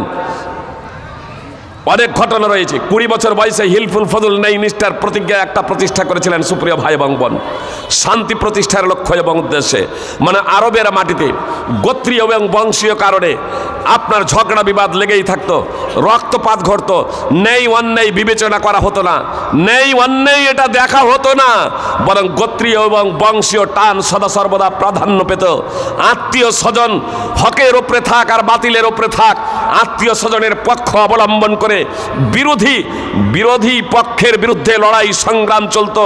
যুগ যুগ ধরে রক্তপাত হচ্ছিল। মুহাম্মদ সাল্লাল্লাহু আলাইহি সাল্লাম 20 বছর বয়সে হেলফুল ফজল তথা ন্যায় নিষ্ঠার প্রতিজ্ঞা বলে একটা সংগঠন প্রতিষ্ঠা করেছিলেন। আর তার মাধ্যম দিয়ে আরবের মাটিতে শান্তি প্রতিষ্ঠা করতে সক্ষম হয়েছিলেন। আপনার শান্তি প্রতিষ্ঠা, মানবতা প্রতিষ্ঠা, সাম্যবাদ প্রতিষ্ঠা, যেখানে নারীদেরকে জীবন্ত প্রথিত করা হতো, তার বিরুদ্ধে সোচ্চার হয়েছিলেন এই 20 বছর বয়স থেকেই। সুপ্রিয় ভ্রাতৃবৃন্দ, এবং যারা নির্যাতিত, নিষ্পেষিত, অসহায়, নির্যাতিত, যারা মাজলুম, দরিদ্র, এদের পার্শ্বে দাঁড়াতেন রাসূল সাল্লাল্লাহু আলাইহি সাল্লাম এই সংগঠনের মাধ্যম দিয়ে। আর যারা জালেম, অত্যাচারী, যারা অপরাধী, তাদেরকে অপরাধ করা থেকে বিরত রাখার জন্য তাদের উপরে চাপ সৃষ্টি করতেন। সুপ্রিয় ভ্রাতৃবৃন্দ, এইভাবে আরবের মাটিতে 20 বছর বয়সে মুহাম্মদ সাল্লাল্লাহু আলাইহি সাল্লাম একটা সংগঠন প্রতিষ্ঠা করে ফেলেছিলেন। তারপর 35 বছর বয়স হলো, কাবা ঘর পুনর্নির্মাণ চলছে। কথা মনোযোগ দিয়ে শুনুন, কাবা ঘরের পুনর্নির্মাণ কে করছে? কাবা ঘর কালক্রমে যুগ অতিক্রান্ত হয়ে যাওয়ার ফলে কালক্রমে কাবা ঘরের ছাদ আপনার ছিল না, আপনার ছাউনি ছিল না, কাবা ঘরের ওপরটা সম্পূর্ণ খোলা ছিল। মুশরিক আবু জাহাল আবু লাহাবেরা সিদ্ধান্ত গ্রহণ করলো যে এই কাবা ঘরের ছাদ খোলা অবস্থায় থাকবে, এটা হতে পারে না। আমরা পুনরায় কাবা ঘর নির্মাণ করে কাবা ঘরের উপরে ছাউনি দেব। সুপ্রিয় ভ্রাতৃবৃন্দ, এই লক্ষ্য এবং উদ্দেশ্য নিয়ে কাবা ঘর পুনর্নির্মাণের কাজ তারা শুরু করলো। যেখানে হাজরে আসওয়াদ স্থাপিত আছে, সেই পর্যন্ত যখন চতুর্দেওয়াল উঠে গেল, তখন এই কারণে শুধু কাবা ঘরের দেওয়ালের কাজ, গাঁথনির কাজ কয়েকদিন ধরে বন্ধ ছিল। যে হাজরে আসওয়াদকে 6 স্থানে, যেখানে হাজরে আসওয়াদ রাখা আছে, সেই জায়গায় রাখবে কে? প্রত্যেক ব্যক্তি এই দাবি করে বসেছিল সেই সৌভাগ্য অর্জন আমি করব, এই গৌরব মণ্ডিত কাজটা আমি করব, হাজরে আসওয়াদকে সই স্থানে আমি রাখবো। প্রত্যেক ব্যক্তি এই দাবিতে যখন অনড় হয়ে গেল, শুধু তাই নয়, তারা বলতে শুরু করলো যদি আমার দ্বারা এটা সম্ভব না হয় তো আমার গোত্রের কেউ এটা করবে। বিভিন্ন গোত্র ছিল আরবের মাটিতে। এবার একে কেন্দ্র করে দীর্ঘ আপনার ঝামেলা শুরু হলো, এমনকি রক্তপাতের উপক্রম হয়ে গেল। আবু উমাইয়া মাখজুমি বলল, আগামীকাল যে এই কাবাতে আসবে সর্বপ্রথমে তিনি এই সমস্যার সমাধান করবেন, তিনি হাজরে আসওয়াদকে সই স্থানে রাখবেন। আল্লাহর অশেষ রহমত, আগামীকালকে মুহাম্মদ সাল্লাল্লাহু আলাইহি সাল্লাম তখনও নবী হন নাই, তখনও রাসূল হন নাই, 35 বছর বয়স। এই 35 বছর বয়সে মুহাম্মদ সাল্লাল্লাহু আলাইহি সাল্লাম কাবাতে প্রবেশ করলেন। আর কাবাতে প্রবেশ করে মুহাম্মদ সাল্লাল্লাহু আলাইহি সাল্লাম সেখানে আছেন। মুহাম্মদ সাল্লাল্লাহু আলাইহি সাল্লাম গতকালকের বিষয় সম্পর্কে অবগত ছিলেন না। এবার আরবের বিভিন্ন গোত্রপতিরা, আরবের বিভিন্ন লোকেরা, আবু জাহাল, আবু লাহাবেরা যখন আপনার কাবাতে প্রবেশ করছে, মুহাম্মদ সাল্লাল্লাহু আলাইহি সাল্লামকে দেখে তারা আনন্দে আত্মহারা হয়ে গিয়েছে। তারা বলছে হাদাল আমিন কদ রাদিনা হাদা মুহাম্মদ, আরে ইনি তো হলেন বিশ্বস্ত, ইনি তো হলেন আমানতদার, এর প্রতি আমরা সন্তুষ্ট, ইনি হলেন মুহাম্মদ। আবু জাহাল, আবু লাহাবেরাও মুহাম্মদ সাল্লাল্লাহু আলাইহি সাল্লামকে কি বলছে? ইনি হলেন বিশ্বস্ত, ইনি হলেন আমানতদার, আমরা এর প্রতি সন্তুষ্ট, ইনি হলেন মুহাম্মদ। বয়স মাত্র 35। মুহাম্মদ সাল্লাল্লাহু আলাইহি সাল্লামকে গতকালকের বিগত দিনের বিষয় সম্পর্কে অবগত করলেন। মুহাম্মদ সাল্লাল্লাহু আলাইহি সাল্লাম জানার পরে বললেন আমাকে একটা চাদর দেওয়া হোক। চাদর নিলেন, চাদরকে বিছিয়ে দিলেন। আর চাদর বিছিয়ে দেওয়ার পরে হাজরে আসওয়াদকে স্বহস্তে ধরে ওই চাদরের মাঝখানে রাখলেন। তারপরে আরবের বিভিন্ন গোত্রপতিদের উদ্দেশ্যে বললেন আপনারা এই চাদরের চতুর্দিক ধরুন। আরবের যারা গোত্রপতি আছেন, নেতা আছেন, তারা চাদরের চতুর্দিক ধরুন। এবার এই চাদরও আপনার উপরে উঠান, আপনার দেওয়ালের কাছে নিয়ে চলুন, হাজরে আসওয়াদ যেখানে স্থাপন করা হবে সেই জায়গা পর্যন্ত নিয়ে চলুন, আর একটু উঁচু করুন। মুহাম্মদ সাল্লাল্লাহু আলাইহি সাল্লাম হাজরে আসওয়াদ খানা ধরলেন, আর যেখানে হাজরে আসওয়াদ রাখা আছে সেই জায়গাতে রেখে দিলেন। আরবের সবাই সন্তুষ্ট। রক্তপাত হওয়ার উপক্রম হয়েছিল, সেটা বন্ধ হয়ে গেল। কাবার গাঁথনি আবার শুরু হলো। আবু জাহল, আবু লাহাবেরাও, মক্কার মুশরিকরাও আপনার মসজিদে হারাম পুনর্নির্মাণ করেছিল সুপ্রিয় ভাই এবং বোন। কিন্তু ঈমান যদি না থাকে তাহলে আপনি মসজিদ নির্মাণ করছেন, মাদ্রাসা চালাচ্ছেন, জালসা দিচ্ছেন, কি লাভ হবে? আবু জাহাল, আবু লাহাব জাহান্নামে যাবে, তো আপনাদেরও জাহান্নামে যেতে হবে যদি ঈমান যদি না থাকে। তাওহীদ শূন্য অবস্থায় যদি মৃত্যুবরণ হয় সুপ্রিয় ভাই এবং বোন, আমার বলার লক্ষ্য এবং উদ্দেশ্য হলো মুহাম্মদ সাল্লাল্লাহু আলাইহি সাল্লাম কত বিচক্ষণ ছিলেন নবী হওয়ার আগেও। জি, 20 বছর বয়সে বিচক্ষণতার সহিত আপনার আরবের মাটিতে শান্তি প্রতিষ্ঠা করতে সক্ষম হয়েছিলেন। আপনার 35 বছর বয়সে আপনার দীর্ঘ রক্তপাত হয়ে যাওয়ার উপক্রম হয়েছিল, তার সুন্দর সুষ্ঠু সমাধান করে দিয়েছিলেন মহাপুরুষ মুহাম্মদ সাল্লাল্লাহু আলাইহি সাল্লাম। তার বয়স যখন হলো 40, আল্লাহ তাআলা তাকে নবী বানালেন, আল্লাহ তাআলা তাকে রাসূল বানালেন। সেই মহাপুরুষ মুহাম্মদ সাল্লাল্লাহু আলাইহি সাল্লাম বিখ্যাত নবীর বংশে জন্মগ্রহণ করা সত্ত্বেও নবী হওয়ার আগ পর্যন্ত তিনি জানতেন না ঈমান কি। ঈমান কি এটা জানতেন না, যে কথা আল্লাহ নিজেই বলেছেন। আমার কিছু ভাইরা বলে মুহাম্মদ সাল্লাল্লাহু আলাইহি সাল্লাম আলেমুল গায়ব, আরে 40 বছর বয়সে গেছে, ঈমান কি জানেন না, কিতাব কি জানেন না? এটা আল্লাহ নিজেই বলছেন পবিত্র কোরআনে, মা কুনতা তাদরি মাল কিতাব ওয়ালাল ঈমান, সূরাতুশ শূরা 42 নম্বর সূরার 52 নম্বর আয়াতের অংশ বিশেষ আল্লাহ তাআলা বলছেন মুহাম্মদ সাল্লাল্লাহু আলাইহি সাল্লাম তুমি ঈমান কি এবং কিতাব কি জানতে না। আল্লাহ তাআলা ওহী মারফতে মুহাম্মদ সাল্লাল্লাহু আলাইহি সাল্লামকে জানালেন। সুপ্রিয় ভাই এবং বোন, বলার লক্ষ্য এবং উদ্দেশ্য হলো যে মুহাম্মদ সাল্লাল্লাহু আলাইহি সাল্লাম 40 বছর বয়স হয়ে যাওয়ার পরেও নবীর বংশে জন্মগ্রহণ করা সত্ত্বেও যদি ঈমান কি জন্মে জন্মে না জানেন, আমরা মুসলমান বংশে জন্মগ্রহণ করেছি, ঈমান কি বুঝে গিয়েছি? কি বলছেন? ঈমান কি বুঝে গিয়েছি? আমার দৃঢ় বিশ্বাস ঈমান কি আমরা অধিকাংশই মানুষ জানি না। ঈমানের রুকুন কয়টি জানা আছে আপনাদের? এই জায়গাতে তো মনে হয় 10 বছর থেকে জালসা হচ্ছে আপনার সমাজ কল্যাণ সমিতির পক্ষ থেকেই, তাই না? এখানে তো প্রতিভা জালসা হয় না, কি বলছেন? তাহলে 10, এটা 10ম বছর চলছে। এর আগে 9 বছর জালসা হয়ে গেছে। ইমানের রুকুন কয়টি আপনারা কে বলবেন? কয়টি? যে কি কি?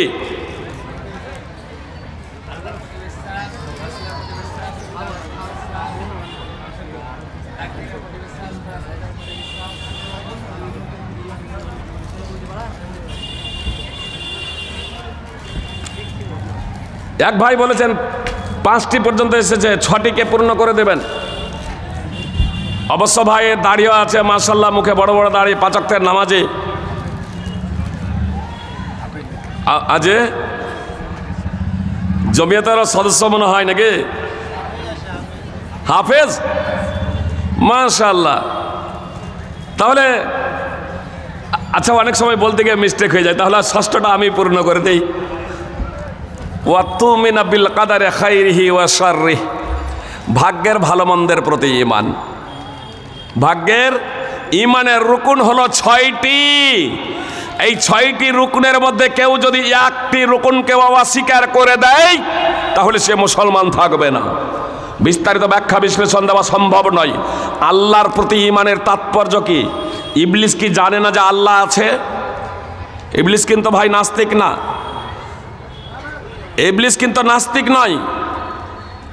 ইবলিস আল্লাহর অবাধ্য, ইবলিস আল্লাহর অবাধ্য, ইবলিস আল্লাহর নাফরমান।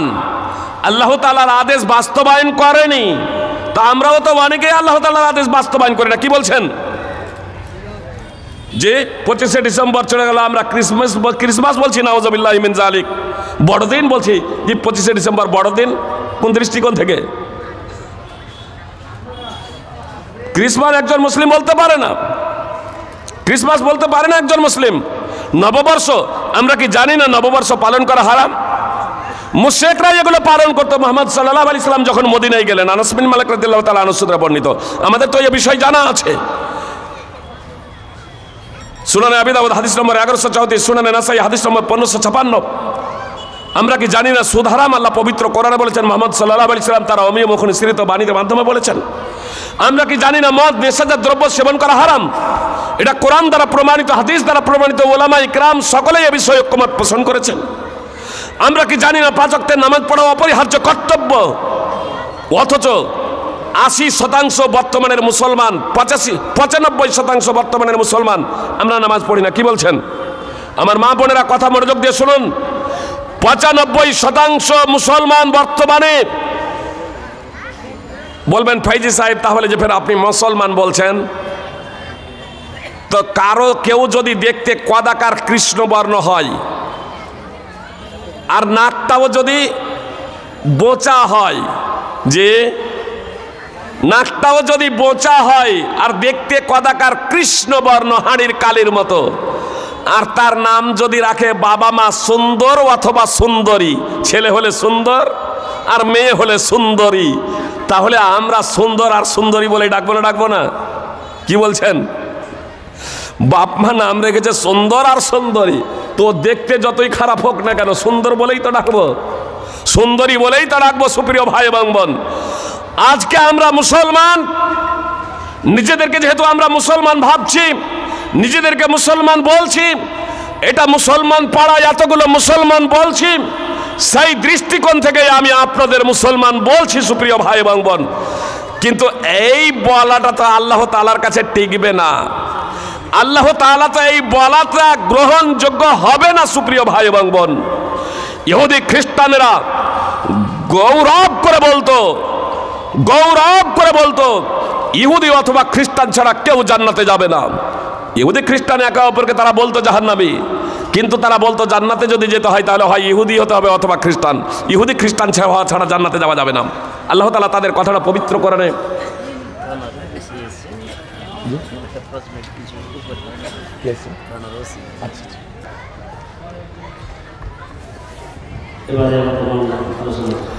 আসসালামু আলাইকুম রহমতুল্লাহ। জি, আপনাদের সামনে আলোচনা করছিলাম যে ইহুদি এবং খ্রিস্টানরা গর্ব করে বলতো যে ইহুদি এবং খ্রিস্টান ছাড়া কেউ জান্নাতে যাবে না। আল্লাহ তাআলা তাদের কথাটা এভাবে উল্লেখ করেছেন পবিত্র কোরআনে। ওয়াকালু লা ইয়াদখুলাল জান্নাতা ইল্লা মান কানা হুদান আও নাসারা তিলকা আমানিয়ুহুম কুল হাতু বুরহানাকুম ইন কুনতুম সাদিকিন। ভাইজানেরা, আপনার আমার ডান দিকে, আপনাদের সামনে এইদিকে জায়গা অনেক খালি আছে, আপনারা চলে আসুন।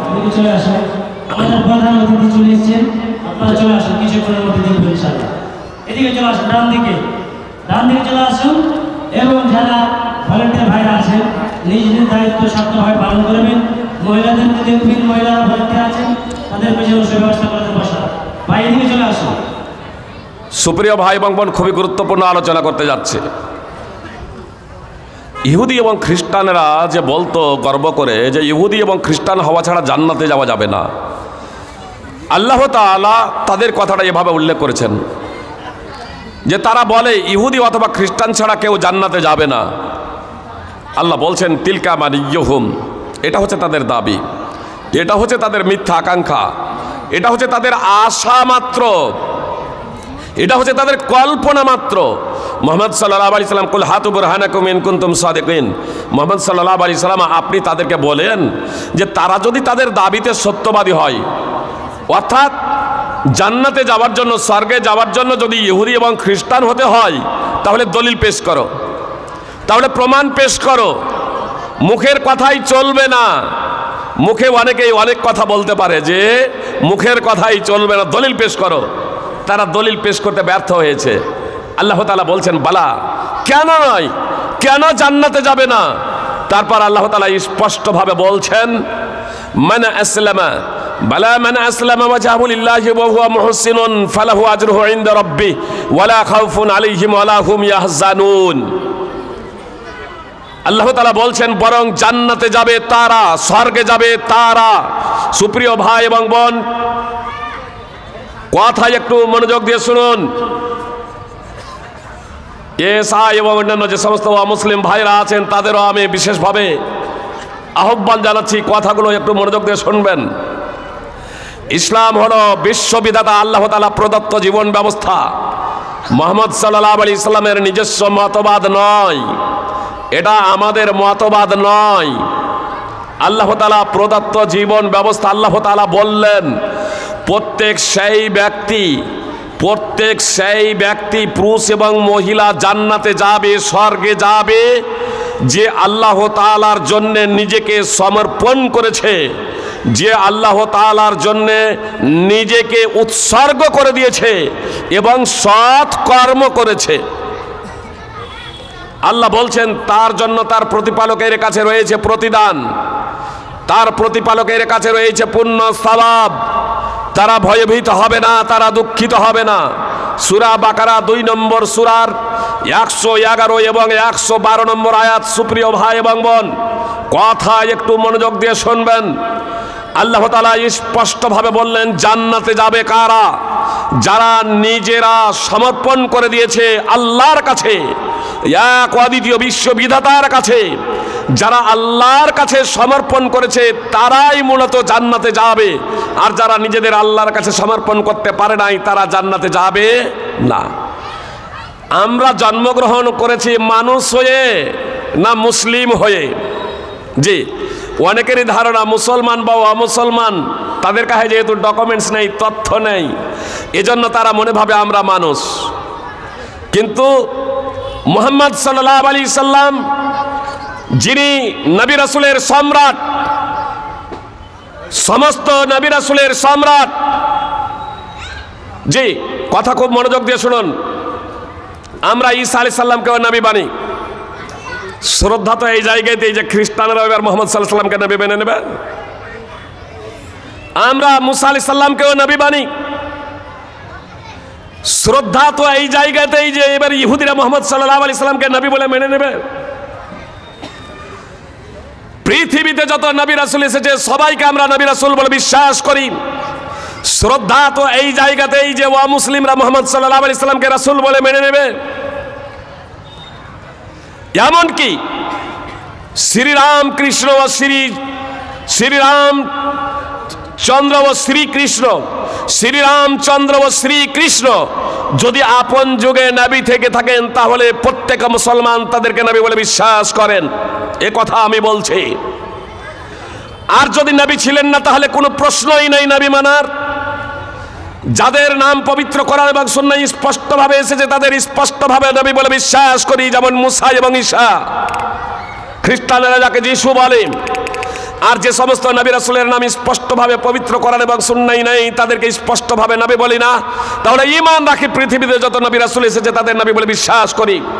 সাথে সাথে এই কথা বিশ্বাস করি, শ্রীকৃষ্ণ যদি আপন যুগে নবী ছিলেন, শ্রীকৃষ্ণ যদি আপন যুগে নবী ছিলেন, তাহলে আমরা মুসলিম হিসেবে ঘোষণা দিই যে 16,000 গোপিনীকে নিয়ে যে রঙ্গলীলার কথা বলা হয়েছে পুরাণে মহাভারতে, এটা হচ্ছে মিথ্যা, এটা হচ্ছে তার উপরে মিথ্যা অপবাদ।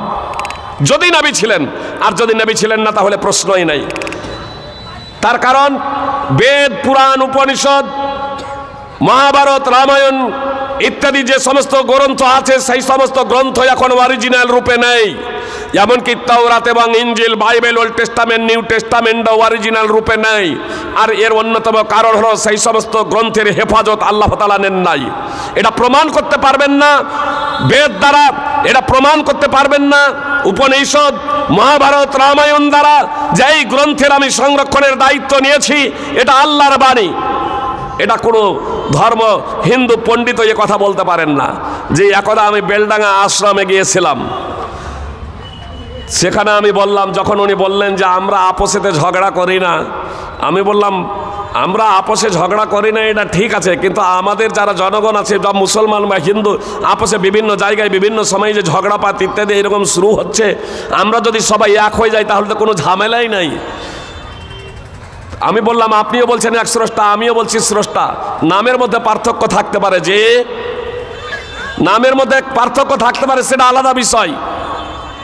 যেমন সূর্য, বাংলায় বলি সূর্য, ইংরেজিতে সান, সংস্কৃতে সূর্যা, সবিতা, আপনার উর্দুতে সুরাজ, আপনার আরবিতে শামস। তাহলে একটা শব্দকে, একটা জিনিসকে আমরা বিভিন্ন নামে তাকে সম্বোধন করছি। তো এক স্রষ্টা, সেই স্রষ্টা কে? তিনি কি জন্মগ্রহণ করেন? তিনি কি জন্ম নেন? তিনি কি মৃত্যুবরণ করেন? তিনি জন্মগ্রহণ করেন না, তিনি মৃত্যুবরণ করেন না, তিনি অনাদি, তিনি অনন্ত। তার সমস্ত রাসূলকে আসুন আমরা মেনে নেই। তখন উনি বললেন আসলে আপনারা একটা ধর্ম পালন করেন, আমরা একটা ধর্ম পালন করি, সবাই আপন আপন ধর্ম দিয়ে দেবে। একটা উদাহরণ দিলেন, একটা পুকুরে 4টা ঘাট আছে, তা আমার দিকে যে ঘাট আছে ওই ঘাটটাই তো আমার নিকটে, তো আমি আপনার দিক দিয়ে কেন পুকুরের জল আনতে যাব? তা আমি বললাম যে ভাই, অন্ধের 5 জন হাতি দেখার কথা তো জানেন, অন্ধের 5 জন হাতি দেখার কথা তো জানেন। বলছে হ্যাঁ। তা আমি বললাম বলেন তো, অন্ধ যে 5 জন হাতি, 5 জন অন্ধ হাতি বিভিন্ন জায়গা ধরলো আর তারপরে হাতির বর্ণনা দিল, তো অন্ধরা কি হাতির সঠিক বর্ণনা দিয়েছে? হাতি কি পিলারের মতো না হাতি কুলার মতো? আপনি চক্ষুষ্মান বলুন তো। বলছে হাতি পিলারের মতো নাই, কুলারের মতো নাই। তা আমি বললাম ধর্ম সম্পর্কে যারা জানে না তারা তো সবই ধর্ম সঠিক বলতে পারে, কিন্তু যিনি ধর্ম সম্পর্কে অভিজ্ঞ, যিনি ধর্ম সম্পর্কে জ্ঞান রাখেন, তিনি সমস্ত ধর্ম সঠিক কথা বলতে পারেন না। আরে আমি বলছি লা ইলাহা ইল্লাল্লাহ, আমি বলছি লা ইলাহা ইল্লাল্লাহ, আল্লাহ ছাড়া সত্য কোনো উপাস্য নেই। পৃথিবীতে যত উপাস্য আছে সবই বাতিল। যালিকা বিআন্নাল্লাহু হুয়াল হক ওয়া আন্না মা ইয়াদউনা মিন দুনিহি হুয়াল বাতিল।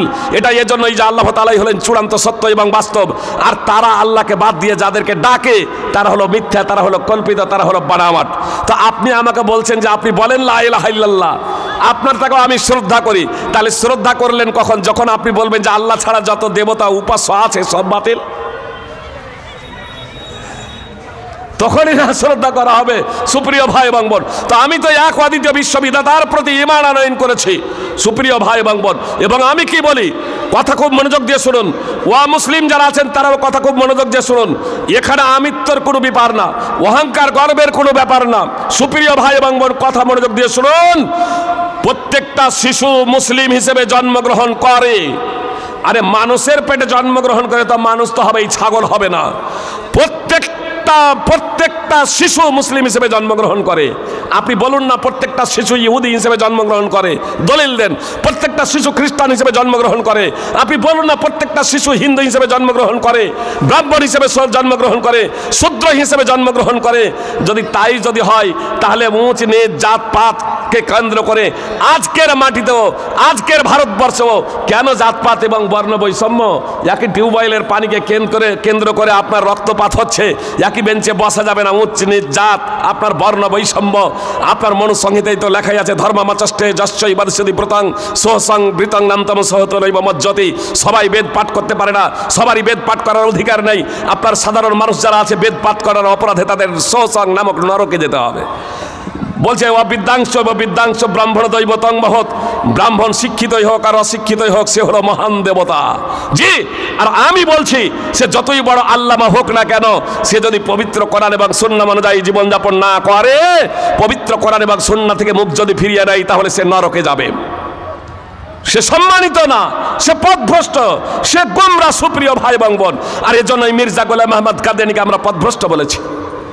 একজন আলেম ছিলেন, সে পথভ্রষ্ট। পবিত্র কোরআন এবং সুন্নাহর প্রতি যথাযথভাবে ঈমান আনয়ন না করার কারণে, নিজেকে ইমাম মেহেদী ঈসা দাবি করার কারণে, সুপ্রিয় ভাই এবং বোন, আমরা তাকে বলেছি সে হচ্ছে মিথ্যাবাদী, সে হচ্ছে ভণ্ড। মুহাম্মদ সাল্লাল্লাহু আলাইহি সাল্লাম ভবিষ্যদ্বাণী করেছেন 30 জন যতক্ষণ পর্যন্ত মিথ্যাবাদী নিজেকে নবী বলে দাবি না করবে, ততক্ষণ পর্যন্ত কিয়ামত সংঘটিত হবে না। সহিহ বুখারী হাদিস নম্বর 7121। সুপ্রিয় ভাই এবং বোন, আমি আপনাদের বলছিলাম পৃথিবীতে যত নবী রাসূল এসেছে সবাইকে আমরা নবী রাসূল হিসেবে বিশ্বাস করি। একজন রাসূলকে যদি আমরা অস্বীকার করি তাহলে আমরা মুসলমান হতে পারবো না। তাহলে আপনি কেমন করে ভাই, আপনি ইহুদি খ্রিস্টান, আপনি কেমন করে হিন্দু, আপনি মুহাম্মদ সাল্লাল্লাহু আলাইহি সাল্লামকে যদি নবী বলে যদি না মানেন, আর যদি বলেন যে মুহাম্মদ সাল্লাল্লাহু আলাইহি সাল্লামকে নবী বলে মেনে নিয়েছি, তাহলে মুহাম্মদ সাল্লাল্লাহু আলাইহি সাল্লামকে যখন নবী বলে মেনে নিয়েছেন, মুহাম্মদ সাল্লাল্লাহু আলাইহি সাল্লাম তো স্পষ্টভাবে বলেছেন, আল্লাহ তাআলা কোরআন তার উপরে অবতীর্ণ করেছেন, সমস্ত নবী রাসূলের প্রতি তোমরা ঈমান নিয়ে এসো। মুহাম্মদ সাল্লাল্লাহু আলাইহি সাল্লামকে যখন জিজ্ঞেস করছে যে ঈমান কি, তখন মুহাম্মদ সাল্লাল্লাহু আলাইহি সাল্লাম তো জবাব দিলেন, আল ঈমান আন তুমিনা বিল্লাহি ওয়া মালাইকাতিহি ওয়া কুতুবিহি ওয়া রাসূলিহি ওয়াল ইয়াউমিল আখির ওয়া তুমিনা বিল কদরি খাইরিহি ওয়া শাররি। আল্লাহর উপরে ঈমান নিয়ে আসবে তুমি, আল্লাহর উপরে তুমি ঈমান নিয়ে আসবে, এবং তার মালাইকা ফেরেশতার প্রতি ঈমান নিয়ে আসবে, আসমানি গ্রন্থ সমূহের প্রতি ঈমান নিয়ে আসবে, এবং আখিরাতের প্রতি ঈমান নিয়ে আসবে, সমস্ত নবী রাসূলের প্রতি ঈমান নিয়ে আসবে, ভাগ্যের ভালো মন্দের প্রতি ঈমান নিয়ে আসবে। সুপ্রিয় ভাই এবং বোন, আমরা তো সমস্ত নবী রাসূলের প্রতি ঈমান নিয়ে এলাম, সমস্ত আসমানি গ্রন্থের প্রতি ঈমান নিয়ে এসেছি। সুপ্রিয় ভাই এবং বোন, কিন্তু পবিত্র কোরআনের আগে যে সমস্ত গ্রন্থ ছিল সেই সমস্ত গ্রন্থ বাতিল হয়ে গেছে। একটা সাধারণ উদাহরণ দিয়ে দিই। বর্তমানে ভারতের প্রধানমন্ত্রী কে? বর্তমানে ভারতের প্রধানমন্ত্রী কে? কংগ্রেস যদি বলে যে রাজীব গান্ধী বা ইন্দিরা গান্ধী বা মনমোহন, তাহলে পাগল বলবে না? যে তৃণমূল যদি বলে বর্তমানে ভারতের প্রধানমন্ত্রী মমতা ব্যানার্জি, যে আরে যখন মনমোহন ছিলেন তখন, যখন অটল বিহারী ছিলেন তখন, যখন ইন্দিরা গান্ধী রাজীব গান্ধী ছিলেন তখন, বর্তমানে ভারতের প্রধানমন্ত্রী হচ্ছেন কে? মাননীয় নরেন্দ্র মোদী। তো বর্তমানে মুহাম্মদ সাল্লাল্লাহু আলাইহি সাল্লাম যেহেতু সর্বশেষ রাসূল, মুহাম্মদ সাল্লাল্লাহু আলাইহি সাল্লাম সর্বশেষ রাসূল, কিয়ামতের আগে পর্যন্ত মুহাম্মদ সাল্লাল্লাহু আলাইহি সাল্লাম সারা বিশ্ব মানব জাতির জন্য রাসূল। তো আসুন আমরা সবাই মুহাম্মদ সাল্লাল্লাহু আলাইহি সাল্লামকে রাসূল বলে মেনে নিই এবং তার অনুসরণ শুরু করে দিই, তাহলেই তো সফলতা। সুপ্রিয় ভাই এবং বোন, এবার যদি বলেন যে মদ্যপায়ীর সাথে ভালোবাসা, জি মদ্যপায়ীকেও ভালোবাসবো, মদ্যপায়ীকেও ভালোবাসবো, জুয়ারিকেও ভালোবাসবো, সে যে কোনো ধর্মেরই হোক না কেন, যে কোনো বর্ণেরই হোক না কেন, তার স্বাধীনতা আছে। আল্লাহ পবিত্র কোরআনে বলেছেন লা ইকরাহা ফিদ্দিন, ধর্মে বাধ্যবাধকতা নাই। এমনকি আনসার যারা মুসলিম হয়ে গেছিলেন, তাদের সন্তান সন্ততি, তারা যখন খ্রিস্টান ছিল তাদের সন্তান সন্ততি ইহুদি হয়েছিল, সেই আনসার যারা মুসলিম হয়ে গেছিলেন তাদের সন্তান সন্ততিকে বলপূর্বক যখন মুসলমান বানাতে চেয়েছিলেন, সেই সময়ই লা ইকরাহা ফিদ্দিন সূরা বাকারা 2 নম্বর সূরা 256 নম্বর আয়াত অবতীর্ণ হয়ে গিয়েছিল যে বলপূর্বক ভাবে কাউকে মুসলমান বানানো যাবে না। সুনানে আবি দাউদ হাদিস নম্বর 2682। সুপ্রিয় ভাই এবং বোন, তো মুসলিমদেরকে আমরা বলপূর্বক মুসলমান বানাবো না, কিন্তু তাই বলে ওদের বাতিল জিনিসকে আমাদেরকে সঠিক মানতে হবে, সঠিক বিশ্বাস করতে হবে এমনটি না। যে মদ্যপায়ী চাই মদ পান করতে, যে নাস্তিক চাই নাস্তিকতা ধর্ম নাস্তিকতা মতবাদ পৃথিবীর বুকে ছড়িয়ে দিতে। এখন যদি বলেন আপনি যে আমি তোমার ধর্ম নাস্তিকবাদটাকেও আমি সমর্থন করি, তাহলে আপনি কি আর ধার্মিক থাকবেন? আপনি তো ধার্মিক থাকবেন না সুপ্রিয় ভাই এবং বোন। এজন্য যেটা সঠিক সেটাকে আমাদেরকে মেনে নিতে হবে। মুহাম্মদ সাল্লাল্লাহু আলাইহি সাল্লাম কাফের মুশরিক ইহুদি খ্রিস্টান ওয়া মুসলিমদের সাথে ন্যায় ইনসাফ প্রতিষ্ঠার জন্য, সাম্যবাদ প্রতিষ্ঠার জন্য, মানবতা প্রতিষ্ঠার জন্য আপনার চুক্তি করেছেন, সন্ধি করেছেন। আমরা মুসলমানরাও সুপ্রিয় ভাই এবং বোন সকলের সাথেই ওয়া মুসলিম কেউ যদি বলে, হিন্দু জৈন খ্রিস্টান বৌদ্ধ সাঁওতাল আদিবাসী তারা যদি বলে আমরা আমাদের মতবাদে আমাদের ধর্মেই থাকবো, থাকতে পারেন, সেটা স্বতন্ত্র ব্যাপার। তাহলে আপনার আকীদা আপনি পোষণ করুন, আমার আকীদা আমাকে পোষণ করতে দিন। আপনার সাথে আমার ভালোবাসা এটা আলাদা দিক। মুহাম্মদ সাল্লাল্লাহু আলাইহি সাল্লাম তা স্পষ্টভাবে বলেছেন। আবু হুরায়রা রাদিয়াল্লাহু তাআলা আনহু বর্ণনাকারী, ওয়াল্লাহি লা ইউমিন ওয়াল্লাহি লা ইউমিন ওয়াল্লাহি লা ইউমিন, আল্লাহর কসম করে তিনবার বললেন সেই ব্যক্তি মুসলমান নয়, সেই ব্যক্তি ঈমানদার নয়। নবী সাল্লাল্লাহু আলাইহি সাল্লামকে জিজ্ঞেস করা হলো কোন ব্যক্তি মুসলমান না, কোন ব্যক্তি ঈমানদার নয়? তখন মুহাম্মদ সাল্লাল্লাহু আলাইহি সাল্লাম বললেন আল্লাযী লা ইয়ামানু জারুহু বাবাইকা, সেই ব্যক্তি মুসলমান নয়, সেই ব্যক্তি ঈমানদার নয় যার জুলম অত্যাচারে তার প্রতিবেশী নিরাপদ নয়। সহিহ বুখারী হাদিস নম্বর 6016। সুপ্রিয় ভাই এবং বোন, আসলে ইসলাম ধর্মটাই হলো শান্তিময়। নিজেও সুখ শান্তি লাভ করবে, অন্যেরাও তার দ্বারা সুখ এবং শান্তি লাভ করবে। সুপ্রিয় ভাই এবং বোন, বাহ্যিকভাবে যদিও হক কথা শোনার পরে তার কিছু গাত্রদাহ হবে, এটা স্বাভাবিক। আপনি যদি আপনার যার ব্রেনের গন্ডগোল হয়ে যায়, পাগলা হাসপাতালে যায়, ডাক্তারকে অনেক সময় রুগীতে মারে না, কি বলছেন? অনেক সময় রুগীকে মেরে ডাক্তারকে মেরে দেয়। আপনার মদ্যপায়ীকে যদি বলেন এই মদ পান কেন করছে, তো রাগ করবে না? জুয়াড়িরা খেলছে, পুলিশ যদি সেখানে যায় তাহলে জুয়াড়িরা দৌড়ে পালাবে না? যে ওরা তো চাই ওটা ভালো, ওটা খেলতে। তো কোনো পুলিশ কি চাইবেন যে ও জুয়াড়িরা তোমরা জুয়া খেলো, মদ্যপায়ীরা মদ পান করো? আমরা কি চাইবো যে মদ্যপায়ীরা মদ পান করুক, জুয়াড়িরা জুয়া খেলুক? এটা আমরা কখনো চাইবো না। তাহলে আমরা ভালো জিনিসটা চাইবো। তাহলে ভালো জিনিসটা কি আমি আপনি তৈরি করতে পারি না? সুপ্রিয় ভাই এবং বোন, মুহাম্মদ সাল্লাল্লাহু আলাইহি সাল্লাম সাম্যের প্রতীক, বিশ্ব মানবতার প্রতীক মুহাম্মদ সাল্লাল্লাহু আলাইহি সাল্লাম বলেন কুল্লু মাউলুদি ইউলাদু আলাল ফিতরা, প্রত্যেকটা শিশু ফিতরাতের উপরে জন্মগ্রহণ করে, অর্থাৎ মুসলিম হিসেবে জন্মগ্রহণ করে। সহিহ বুখারী হাদিস নম্বর 1385, সহিহ মুসলিম হাদিস নম্বর 2658, সহিহ মুসলিমে হাদিস রয়েছে, হাদিসে কুদসি আল্লাহ তাআলা বলেন ইন্নী খলাকতু ইবাদি হুনাফা কুল্লাহুম ওয়া ইন্নাহুম আতাতহুমুশ শায়াতিন ফাজতালাতুহুম আন দীনিহিম। আল্লাহ বলছেন আমি আমার প্রত্যেক বান্দাকে তাওহীদপন্থী করে, আল্লাহ বলছেন আমি আমার প্রত্যেক বান্দাকে আমার অভিমুখী করে, আল্লাহ বলছেন আমি আমার প্রত্যেক বান্দাকে তাওহীদ মান্যকারী হিসেবে। তা আল্লাহ কি বলছেন? আল্লাহ কি বলছেন? মানুষই তো কি বলছেন? তাওহীদ মান্যকারী হিসেবে আমি সৃষ্টি করেছি। যখন আমরা জন্মগ্রহণ করি তাওহীদ মান্যকারী হিসেবে, এক কথায় মুসলিম হিসেবে জন্মগ্রহণ করি, অতঃপর শয়তানগুলো তাদের কাছে আসে, মানুষের কাছে আসে, আর তাদেরকে তাদের ধর্ম থেকে বিচ্যুত করে দেয়। সহিহ মুসলিম হাদিস নম্বর 2865। সুপ্রিয় ভাই এবং বোন, কথা শেষ করবো এ কথা বলে, কথা একটু মনোযোগ দিয়ে শুনুন যে আমরা প্রত্যেকেই মুসলিম হিসেবে জন্মগ্রহণ করেছি। একমাত্র ইসলামই এ কথা বলে মুসলমান ঘরে জন্মগ্রহণ করুক আর মুসলমান ঘরে। আমার মুসলিম ভাইরা যারা আছেন তারাও কথাটা খুব মনোযোগ দিয়ে শুনেন।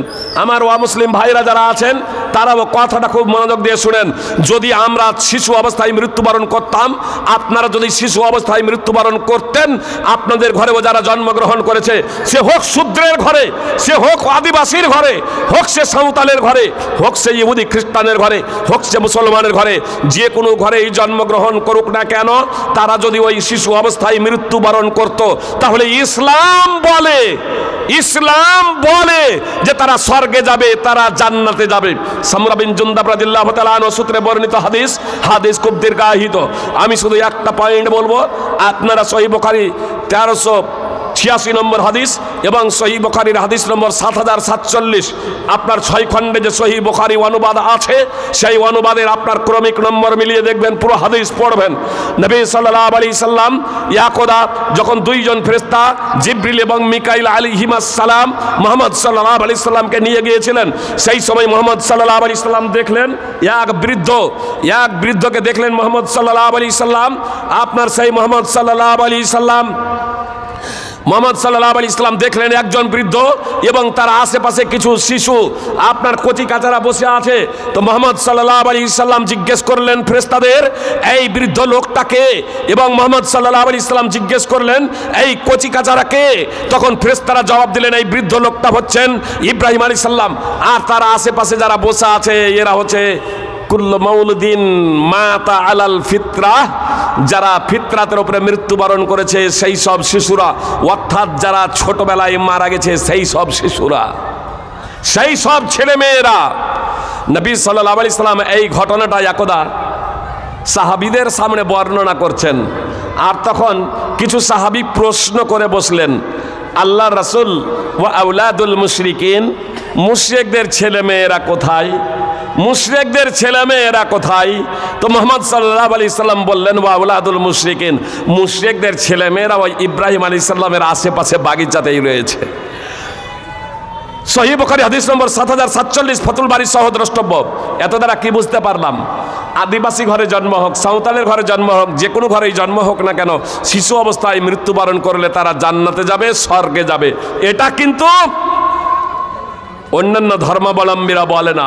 তাহলে সবাই মুসলিম হয়ে যেহেতু জন্মগ্রহণ করেছে, সবাই একদিন মুসলিম ছিল, সারা পৃথিবীর মানুষ, সমস্ত নবী মুসলিম ছিলেন, সমস্ত নবী মুসলমান ছিলেন। মুসলমান আরবি শব্দ, মুসলিম আরবি শব্দ, সুপ্রিয় ভাই এবং বোন। আর ব্যাখ্যা এবং বিশ্লেষণে আমি যাচ্ছি না, আমি শুধু আপনাদের এতটুকু বলতে চাই, এখন আমরা সাবালক সাবালিকা হয়ে গেছি, সাবালক সাবালিকা হয়ে গেছি, বালেক বালেগা হয়ে গেছি। বালেক বালেগা হয়ে যাওয়ার পরে, সাবালক সাবালিকা হয়ে যাওয়ার পরে আমরা যদি আল্লাহ কে এটা না জানি, মুহাম্মদ সাল্লাল্লাহু আলাইহি সাল্লাম কে এটা যদি না জানি, ইসলাম কি এ সম্পর্কে যদি জ্ঞানার্জন না করি, তাহলে আমরা আপনি ইসলাম থেকে বের হয়ে যাব। যতই মোরা নিজেদেরকে মুসলমান বলে দাবি করি না কেন, সুপ্রিয় ভাই এবং বোন। আজকে 95% বেনামাজি হবার অন্যতম কারণ কি জানেন? আল্লাহকে জানে না। আল্লাহ আছেন এতটুকু যথেষ্ট নয়, ইবলিসও জানতো আল্লাহ আছে, সুপ্রিয় ভাই এবং বোন।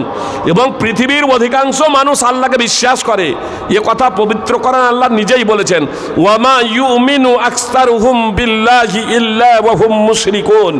সূরা ইউসুফ 12 নম্বর সূরার 106 নম্বর আয়াত আল্লাহ তাআলা বলছেন, অধিকাংশ মানুষ আল্লাহকে তো আল্লাহর প্রতি বিশ্বাস রাখে, অধিকাংশ মানুষ আল্লাহর প্রতি ঈমান রাখে, আল্লাহ তাআলার প্রতি স্বীকৃতি প্রদান করে, আর তারপরেও তারা আল্লাহর সাথে শিরক করে, তারা মুশরিক।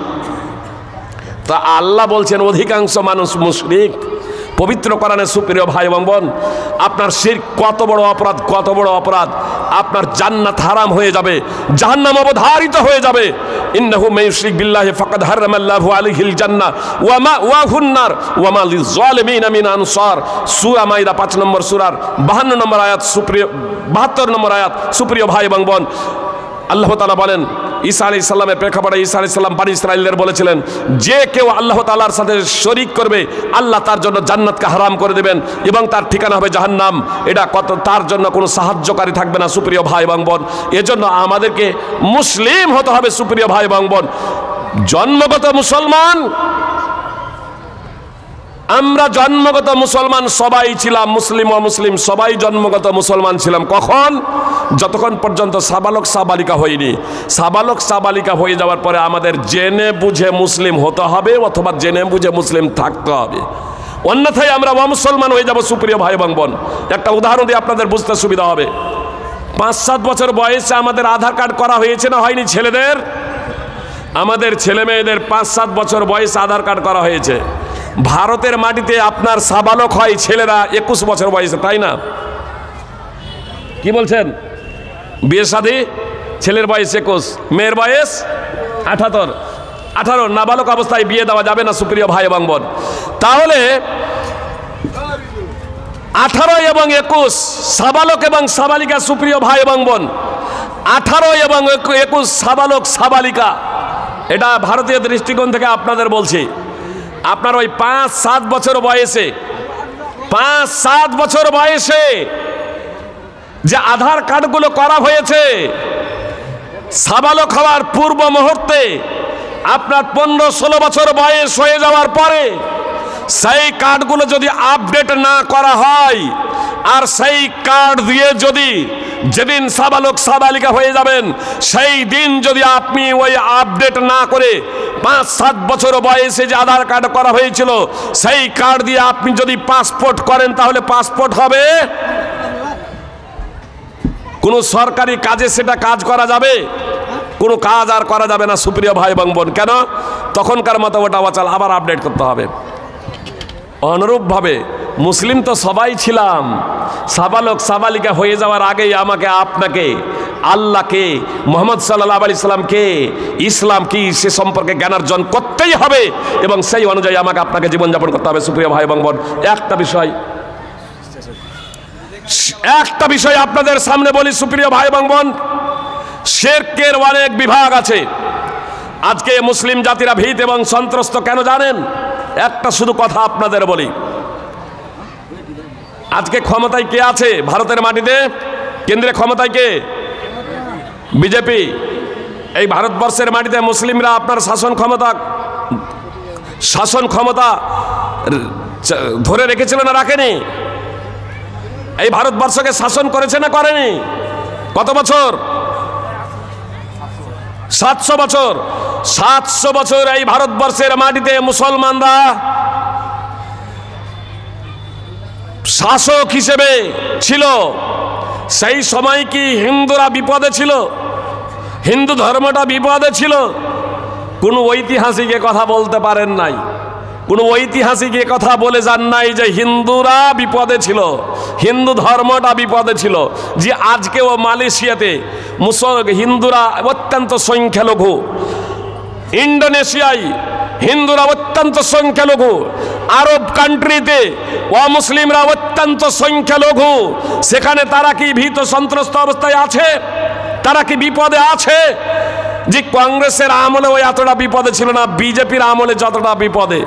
বিজেপি যে মাঝে মাঝে বিভিন্ন নেতারা এসে বলে না হিন্দু ধর্ম খতরা মে হ্যায়, হিন্দু খতরা মে হ্যায়, মানে হিন্দু ধর্মটা বিপদে আছে, হিন্দুরা বিপদে আছে। সুপ্রিয় ভাই এবং বোনের জন্য আমি বলি, যখন হিন্দুরা বিজেপির ক্ষমতায় বিপদে আছে তো তোমরা শাসন ক্ষমতা ছেড়ে দাও, মুসলমানদেরকে আবার শাসক বানিয়ে দাও, তাহলেই তো তোমরা নিরাপদে থাকবে। এত যদি ভীত সন্ত্রস্ত হও, আসলে বিপদে আছে অন্যরা খুলে বলতো না, আমাদের এই নেতারা খুলে বলছে বিপদে আছে। বিপদে কেন আছে শুনেন, আল্লাহ বলছেন সানুলকি ফি কুলুবিল্লাযীনা কাফারুর রুব, সানুলকি ফি কুলুবিল্লাযীনা কাফারুর রুব বিমা আশরাকু বিল্লাহি মা লাম ইউনাজ্জিল বিহি সুলতানা। আল্লাহ তাআলা বলছেন যে অচিরেই আমি অবিশ্বাসীদের অন্তরে আতঙ্ক ঢেলে দেব, আতঙ্ক ঢেলে দেব, ভয় ভীতি ঢেলে দেব। এই কারণে যে তারা আল্লাহর সাথে এমন কিছুকে শরিক করেছে যার কোনো দলিল আল্লাহ অবতীর্ণ করেন নাই। ওয়াহুমুন্নার, আর তাদের ঠিকানা হবে জাহান্নাম। ওয়াবিসা মাসওয়াজ জালিমিন, জালেমদের ঠিকানা কতই না নিকৃষ্ট। সূরা আলে ইমরান 3 নম্বর সূরার 151 নম্বর আয়াত। যারা আল্লাহর প্রতি ঈমান আনে না, যারা মুহাম্মদ সাল্লাল্লাহু আলাইহি সাল্লামকে রাসূল বলে মেনে নেয় না, যারা ইসলাম ধর্মকে সঠিক বলে মেনে নেয় না, আল্লাহ বলছেন তাদের অন্তরে আমি আতঙ্ক ঢেলে দেব। তো ভয় তো করবে, এটা স্বাভাবিক সুপ্রিয় ভাই এবং বোন। তারা তো বলবেই যে আমরা বিপদে আছি, এটা আতঙ্ক। আল্লাহ বলছেন, পবিত্র কোরআন উঠিয়ে দেখুন সূরা আলে ইমরান 3 নম্বর সূরা 151 নম্বর আয়াত। সুপ্রিয় ভাই এবং বোন, বলবেন তাহলে মুসলমানরা আজ কেন আতঙ্কে আছে? মুসলমানরা আতঙ্কে আছে না নাই? কথা শেষ করে দেবো এই কথাটা বলে। মুসলমানরা আজকে আতঙ্কে আছে না নাই? মুসলমানরা আজকে ভীত সন্ত্রস্ত না? ভীত সন্ত্রস্ত নয়, জি মুসলমানরা আজকে ভীত সন্ত্রস্ত। মুসলমানরা আজকে আতঙ্ক আছে কেন? শুধু করাই শিরক না, শুধু করাই শিরক না, শিরকের বিভিন্ন স্তর আছে। কখনো কর্মের মাধ্যমে শিরক, কখনো কথার মাধ্যমে শিরক, কখনো আকীদা বিশ্বাসের মাধ্যমে শিরক, আর কখনো না করার মাধ্যমে শিরক। এই না করার মাধ্যমে শিরক শুধু এটাই বলবো, নবী সাল্লাল্লাহু আলাইহি সাল্লাম বলছেন, লাইসা বাইনাল আবদি ওয়াস শিরকি ইল্লা তারকুস সালাহ ফাইজা তারাকাহা ফাকাদ আশরাক। বান্দার মাঝে এবং শিরকের মাঝে পার্থক্য নির্ণয়কারী হলো নামাজ ছেড়ে দেওয়া। রাসূল সাল্লাল্লাহু আলাইহি সাল্লাম বলছেন, যে ব্যক্তি নামাজ ছেড়ে দিল ফাইজা তারাকাহা ফাকাদ আশরাক, যে ব্যক্তি নামাজ ছেড়ে দিল সে শিরক করলো। সুনানে ইবনে মাজাহ হাদিস নম্বর 1080, শরহ উসুল ইতিকাদে আহলিস সুন্নাত ওয়াল জামাআহ হাদিস নম্বর 1521। মুসলমানরা যেহেতু আজকে নামাজ ছেড়ে দিয়েছে, শতকরা 95টা মুসলমান নামাজ পড়ে না। আমার আপনার ঘরে ঘরে বেনামাজি, আমার আপনার সমাজে বেনামাজি, তাহলে যে সমাজে শিরক অব্যাহত ধারায় বিরাজিত সেই সমাজ আতঙ্কগ্রস্ত হবে না? আজকে মুসলিমদের মার খাওয়ার অন্যতম কারণ হলো দিন থেকে বিমুখ হয়ে যাওয়া। এজন্য আপনাদের কাছে আমার বিনীত অনুরোধ, সুপ্রিয় ভাই এবং বোন, আসুন আমরা প্রত্যেকেই পবিত্র কোরআন এবং সুন্নাহকে যথাযথভাবে জানি এবং প্রকৃত রূপে মুসলিম হয়ে যাই। আমরা যদি প্রকৃত রূপে মুসলিম হয়ে যাই সুপ্রিয় ভাই এবং বোন, তাহলে এই পৃথিবীতে আমরা সুখ শান্তি লাভ করতে পারবো। ও মুসলিম যারা আছে তারাও আমাদের হাতের দ্বারা, মুখের দ্বারা, চাল চলনে, ব্যবহারে, আচারে তারা দুঃখিত হবে না, তারা কষ্ট পাবে না, বরং আমাদের আচার ব্যবহারে তারা মুগ্ধ হয়ে ইসলাম যে বিশ্বজয়ী এবং বাস্তব ধর্ম, আল্লাহ তাআলা প্রদত্ত জীবন ব্যবস্থা, এটা তারা বুঝে আরো দ্রুত গতিতে ইসলামে তারা দীক্ষিত হবে। সুপ্রিয় ভাই এবং বোন, আল্লাহ তাআলা আমাদের প্রত্যেকে পবিত্র কোরআন ও সুন্নাহ অনুযায়ী জীবনযাপন করার তৌফিক দান করেন, আমিন। আসসালামু আলাইকুম ওয়া রাহমাতুল্লাহি ওয়া বারাকাতুহু।